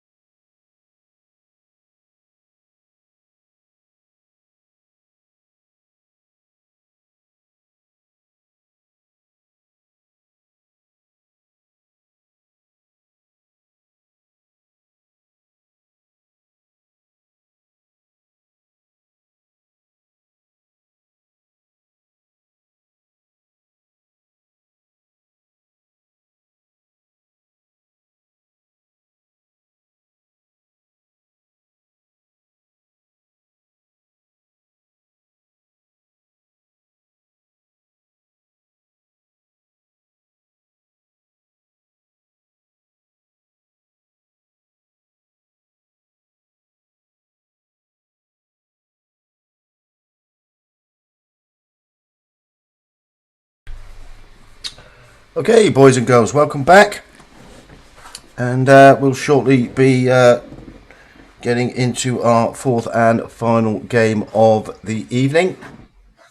But what are your thoughts, Jamie?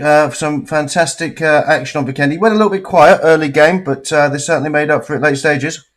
Oh, absolutely. We had some great individual gunfighting there.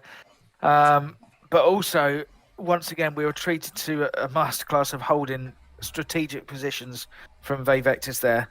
Not only that, they had another one. They had to work even harder for this one.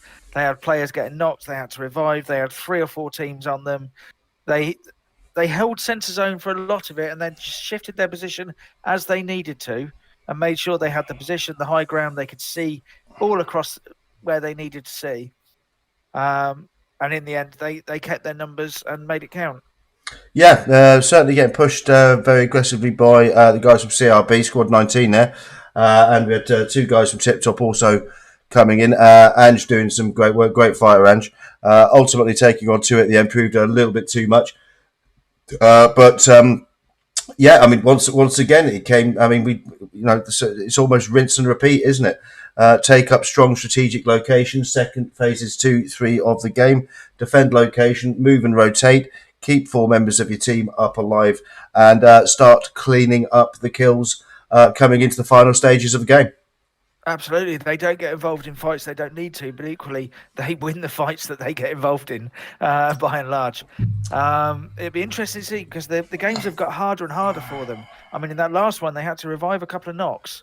And that was important in the end, because it meant that they had the numbers. So it'd be very interesting to see on Sandhawk whether they are allowed to, or whether they're able to establish a position, or whether this is just going to be sweaty gunfights all the way through. Well, it's interesting because I mean, obviously, to a certain extent, although a much smaller map, I mean, your rotation on Sarnak is just a completely different beast because it's invariably always done on foot. Yep.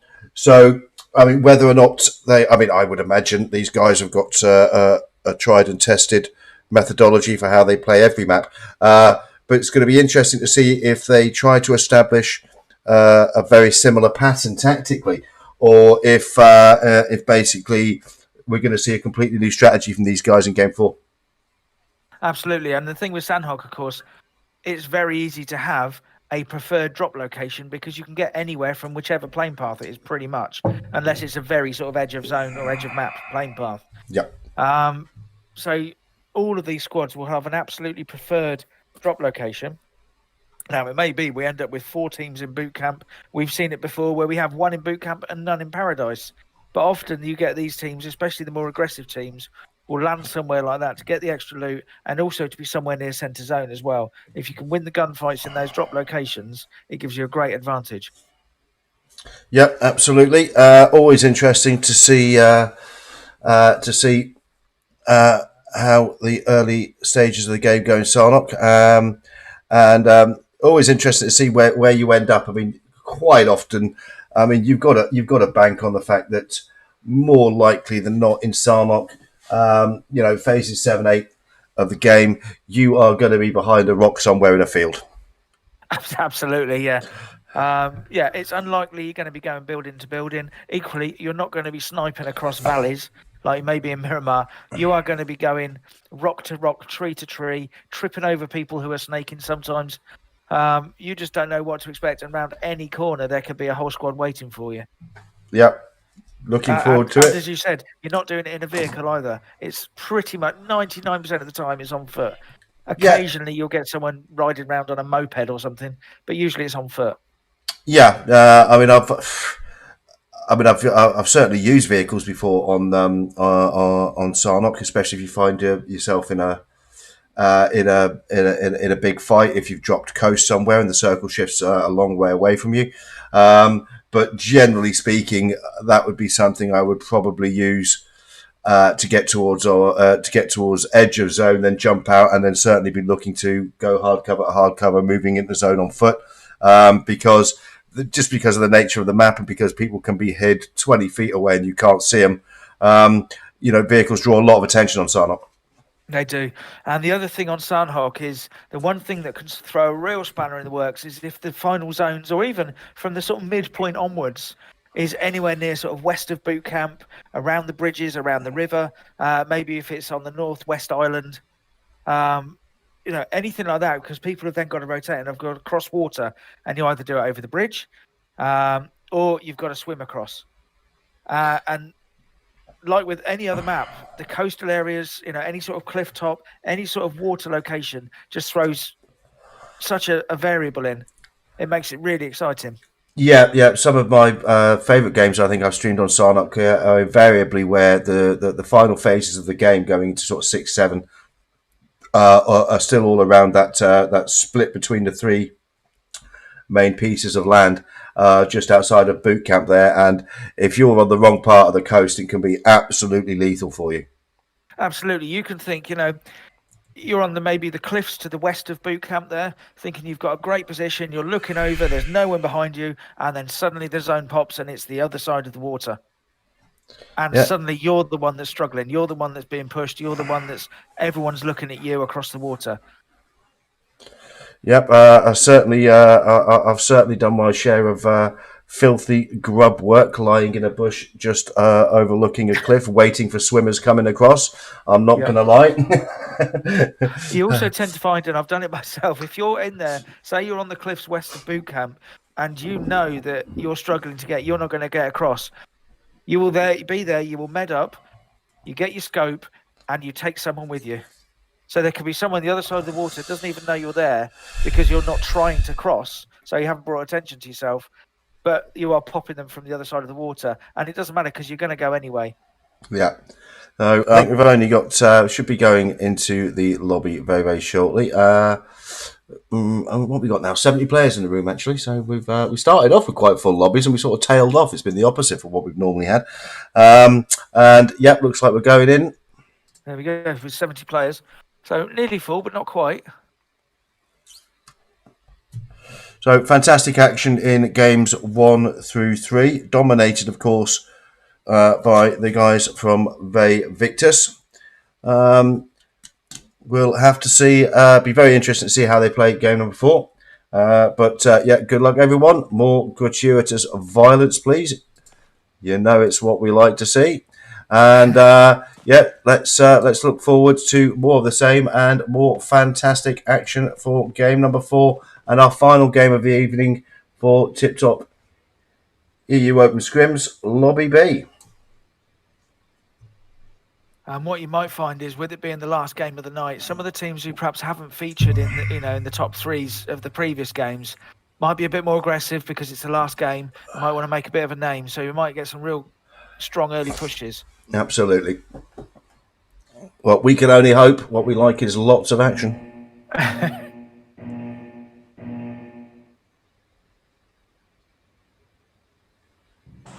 Okay, we're on the plane and let's have a look. So pretty central, going from the northeast to the southwest. Pretty much anything's in range, but fast drops to Paradise and Boot Camp certainly in play, as is Painan. We've got some early levers from the plane here, Jamie. Absolutely, and it looks like they're trying to fast drop across to Paradise. Team 10 are. Looks like we've got the usual cluster headed towards Boot Camp. Team 18 have got the northeast of the island to themselves. So Team 10 have got Paradise to themselves, and it looks like we're going to have 2 teams fighting over Boot Camp, maybe 3, I'm not sure. I think it's just 2, 12 and 13 fighting over Boot Camp. Team 19 have gambled, they're going towards Hartin. They're on the northwest island. It'd be interesting to see where the first zone goes, whether it's paid off for them.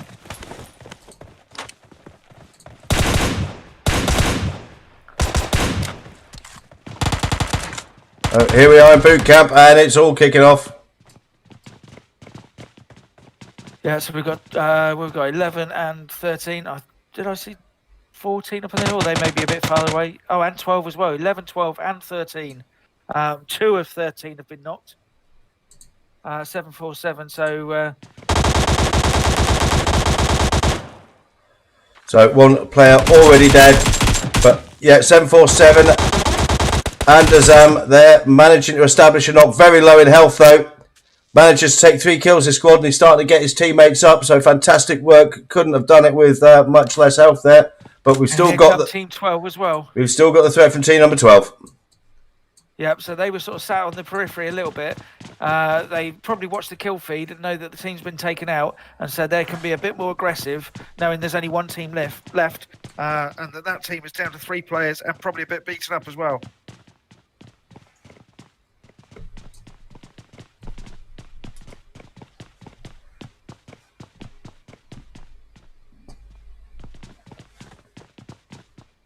I mean, we saw the other night where there were a couple of teams in boot camp fighting it out, and then as it gets to the latter stages of the fight, there was a team up on the hillside that just started sniping everyone.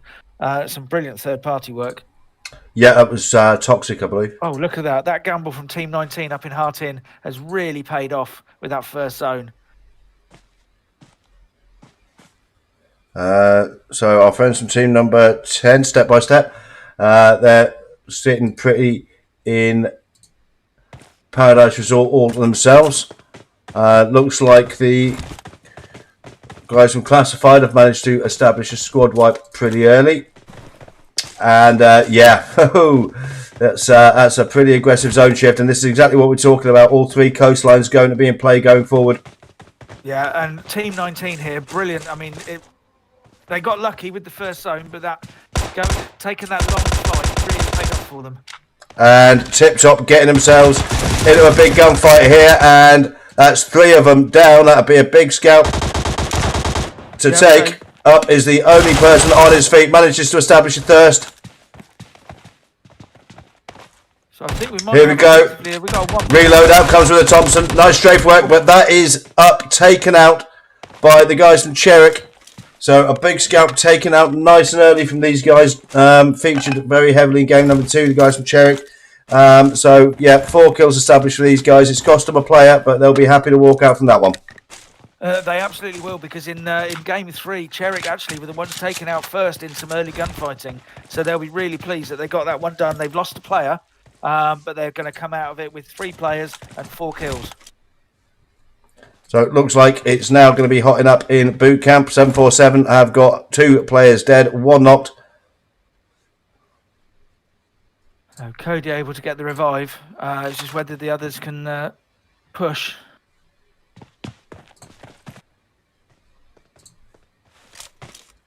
So Cody gets the res on his teammate. And yeah, we've got a slightly split formation from the guys from squad number 12. Yeah, so they'll be able to push from 2 different directions, but they're going to have to start closing that net in and actually start to push on these guys. Otherwise, these guys will be able to hold them, I think.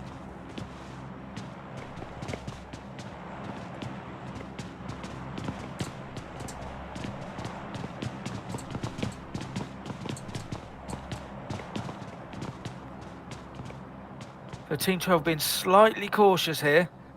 I'm assuming they know there's only 2 left. There's a knock. Beautiful nade there. So Roxabor, only member of this team up and running now, potentially should be able to get the res on his teammate, but 12 should be absolutely thumping away in towards this now. Yeah, so here we're going to see the push now.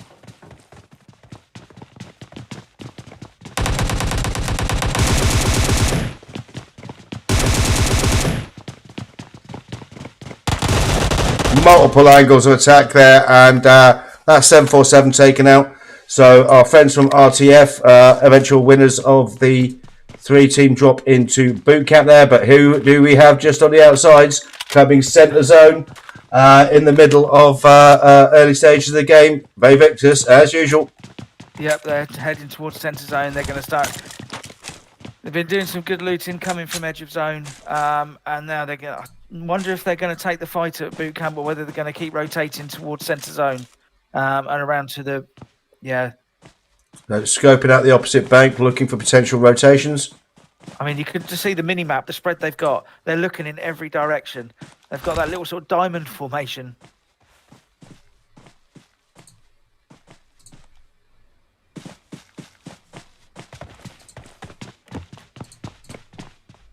It'll be interesting to see the next zone, whether it really pays off for the team up in Hartin, or whether it's going to shift more towards the mainland.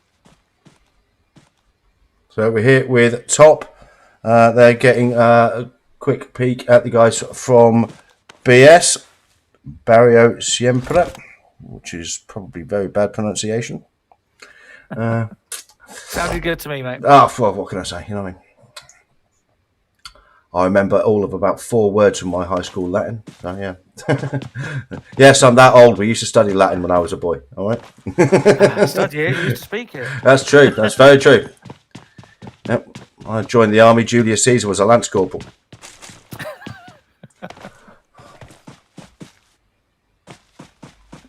So my mint is quite on his own, actually. I'm not sure whereabouts his team are. A little way behind, and we've got we've got the route. So there's our next zone shift, and once again, Jeremy, this 3 coast finish is not out of the question yet.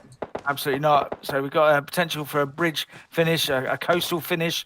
The team up at Hartin in a really good position. I think it was Team 19. So we're here with Europa Esports. They've had 2 of their members taken out, and they're relocating across the river, but they're going very, very close, slap bang into the middle of a full squad from Gaijin. Yeah, these guys, they were getting into it on Vikendi as well. They seem to sort of follow each other around the maps.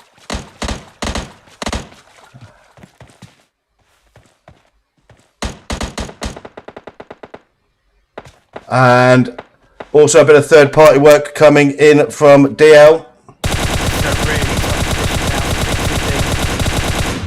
Django going for a bit of spray work, but they're in a very tough position here. 14 to their front, DL to their back, and that ultimately is all she wrote. Yeah, that was unfortunate for them.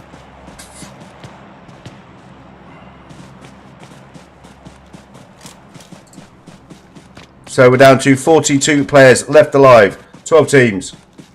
Yeah, and we see Team 21. In fact, they've even got a vehicle. They're rotating. They're trying to take centre zone. This is all getting very, very busy on the strategic corner down at the south here, Jamie. Absolutely, yeah. Let's check out our friends from DL. So spreading out, controlling ground. Putting shots into Team 9. Taking some shots from one of Team 6 as well, actually.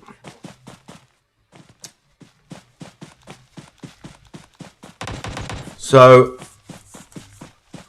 Morculus here, attempting to establish at least visual contact with his knocked teammate, try and prevent the thirst, hold off until the rest of his team can take positions and help support this gunfight. Nade going out. Oh, Nade takes down the knocked player, though. And, yeah, I don't know if that was intentional or not.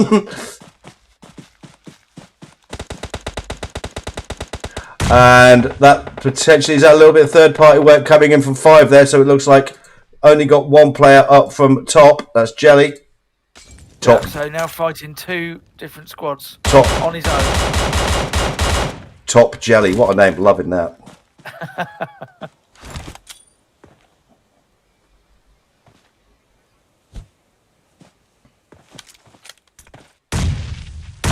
Oh, and effective nades coming back at him. Yep, so trading nades here. And either way he moves, he's going to be running into a gunfight. So,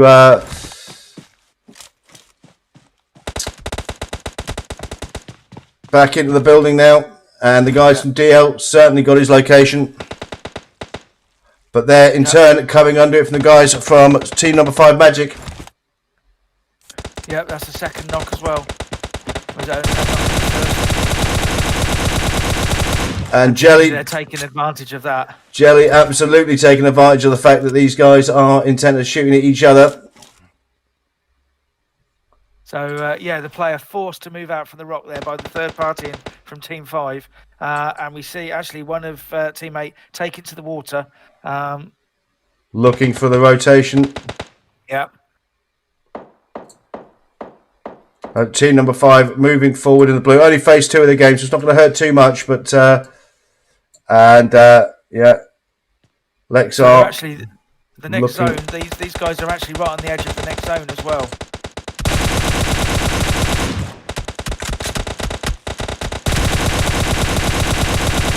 Got Jelly doing some great work on his own. Jelly not going out without a fight.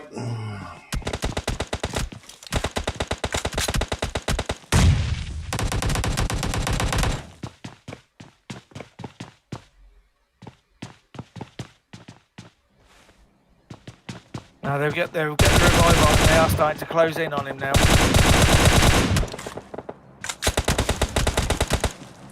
Not going to be much left of this building by the time these guys are finished.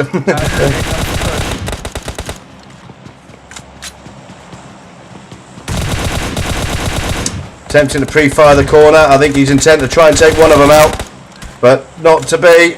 Great fight there from Jelly, but ultimately the guys from Magic Killers come away with that one. And they're just in zone on the edge of this corner here, but I rather feel it's not going to stay that way for long. We have 20 seconds. The solo player from Team 8 has managed to get to the island, has actually managed to swim away. So here we are with RTF. They were the guys who took boot camp in the end. They haven't had to rotate too far.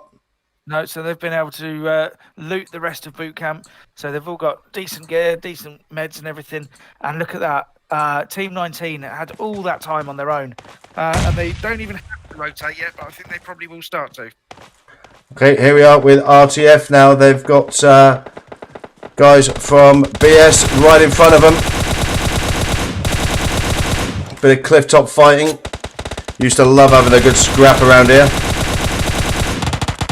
Oh, look at that. So a 50-50 call there with sort of 1 HP left. Establishing the knock there. Great work. Iconic is still inside boot camp, so needs to get to the rest of his teammates here.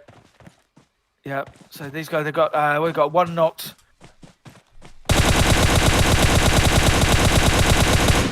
Excellent bit of cover fire there. Allowing the teammate to get the revive on. Yeah, firing through the smoke. Keep their heads down. He pays the price for it though. He is in turn been knocked. Yep, Iconic needs to get to his teammates. He's on the outskirts of the fight now. Yep.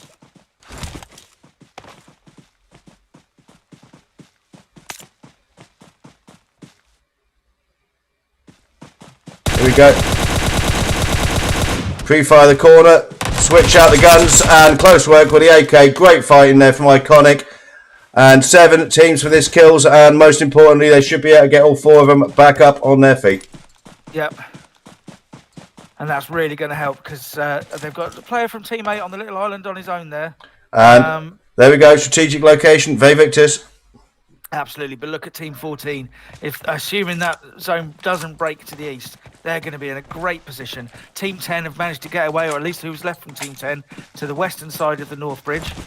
Cherrick again, so it looks like maybe a Victus Cherrick fight up in the northeast. Team 5, what's left of them after that slight gunfight there, have got the run of the southwestern zone. So there's actually the route that look at that. There's the route that Victus have taken so far. So jumped centre map around Quarry, made their way between Paradise and Boot Camp. RTF now and the solo player from Team 8 in a great position. They're probably going to have to rotate, but Team 21 here, Victus, they can rotate along the coastline. Now they don't know there isn't someone else along that coastline. They won't want to have to swim across if they don't have to. And it looks like 14 Gaijin looking to rotate in. Victus immediately looking to relocate, get themselves in a zone, so they're now in the water. And 18-19. Now these guys, they've got the longest rotation and potentially rather tricky one. Absolutely. Team 19 have had the whole of Hartin to themselves since they dropped there. Now Team 21, that is a risky move. They're going to get into zone, but if anyone spots them out in the water, they could potentially be in trouble. They haven't got a boat, of course. They're swimming across. And here we go, actually. They're coming under some fire, I think. Here we are with the guys from Gaijin. Yeah, great position here. Victus just trying to get themselves a little bit of cover on the island there. Yep, so they've managed to get to land. Certainly Gaijin are going to be aware of where they are, and that could make any potential later rotation very difficult for the guys from Victus. Yeah, this is the first time we've seen them really pressured to get to zone.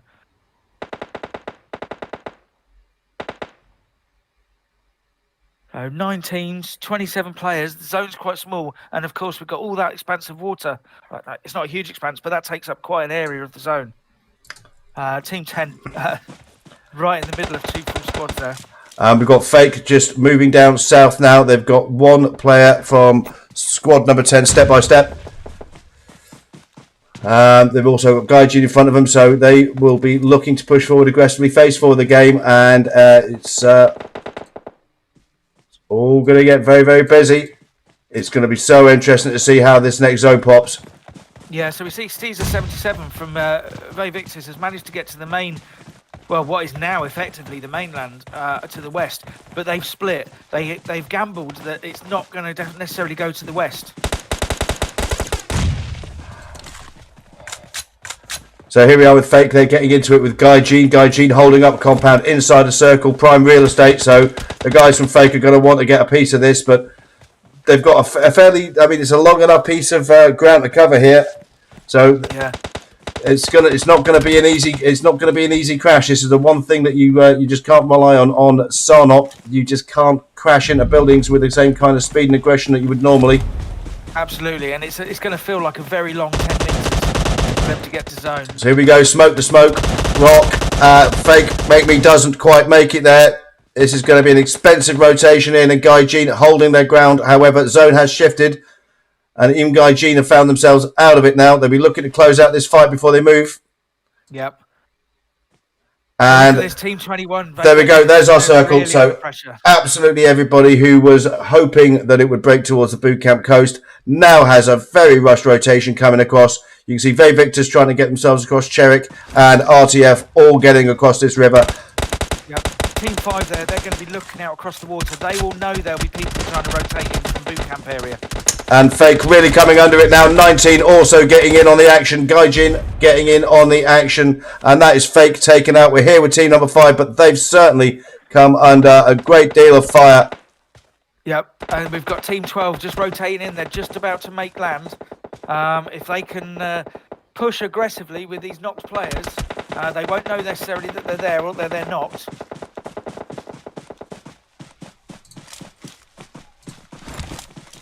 There we go. Almost everyone's made it into zone so far. We've still got 6 teams left.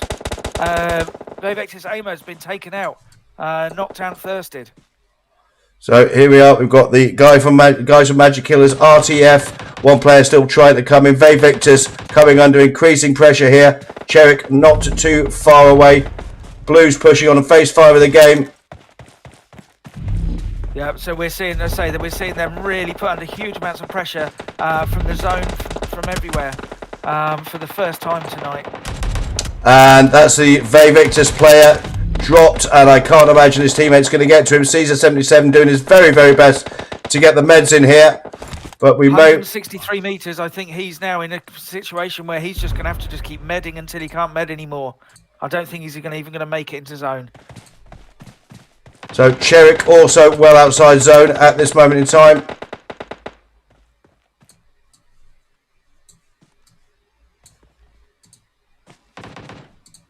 This is another one. Let's check out our guys from. So here we are with Gaijin and CRB, and everybody's outside of zone. Phase 6 of game, and it's going to start moving in. Well, now. So these guys have got to fight or rotate or both. Yeah, Team 19, they had the pick of the location. They landed hard in and they could just stay there until about phase 4. They've had to rotate in from the north now, and they're under huge amounts of pressure. And one of the guys from Gaijin has been knocked. However, Juicy returns the favour and establishes a knock on CRB. Yeah, the rest are going to have to rotate into his left here. Getting the smokes out. Remove himself. And too much open ground there. Still involved in a gunfight, of course. Another knock established on CRB. The 2 players from Cherik also heavily involved in a gunfight with Magic Killer squad number 5.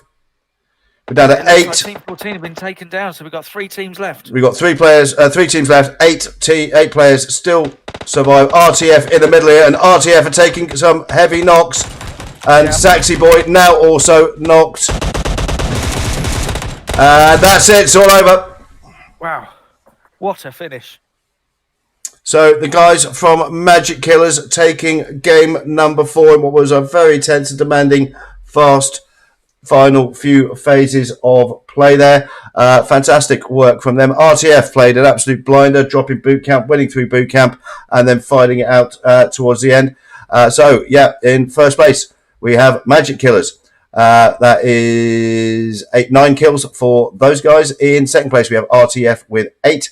And in third place, Cherik with 6 kills. In our top 3, our individual kill leader is from RTF, Saxy Boy with 4. We'll just have a quick look. But if I already see there's a player from Gaijin there with 5. We'll just have a quick look down the rest of the leaderboard here. And nothing there.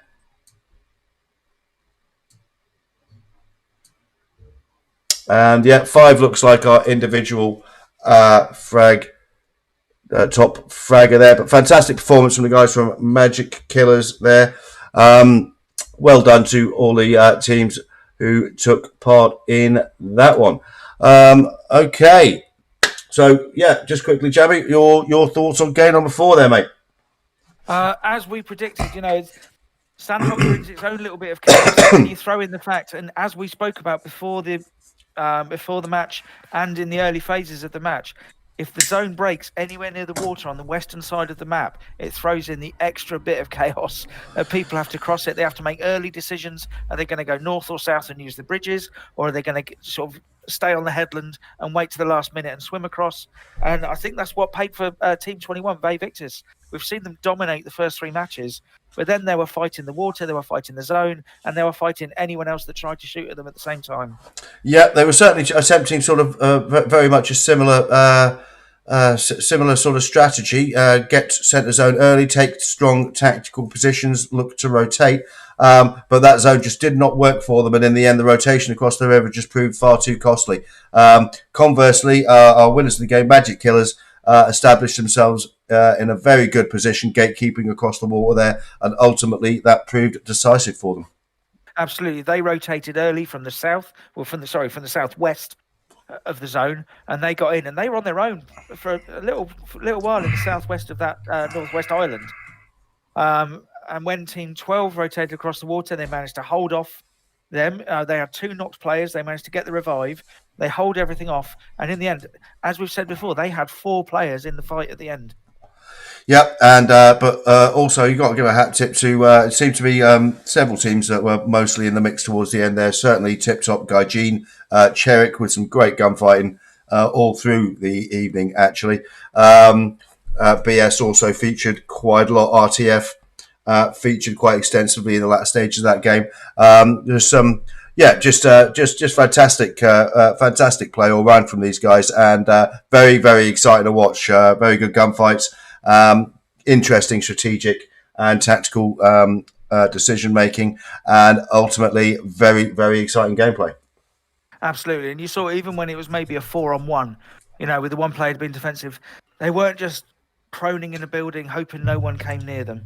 They were being aggressive. Aggressive defense is a phrase we use with these scrims. They were popping shots out of every window. They weren't just standing in one window and waiting for someone to peek. They were moving around. I can't remember which player it was, sorry. They were moving around, using every window, using the door, running to the other side of the building, out the door.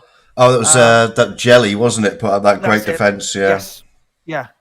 And it was great. The other team came in and sort of third-partied the fight he was in to start with. But he held up a great defence there against a whole squad. Yeah. Absolutely great stuff. Really, really did enjoy that this evening. Okay, boys and girls.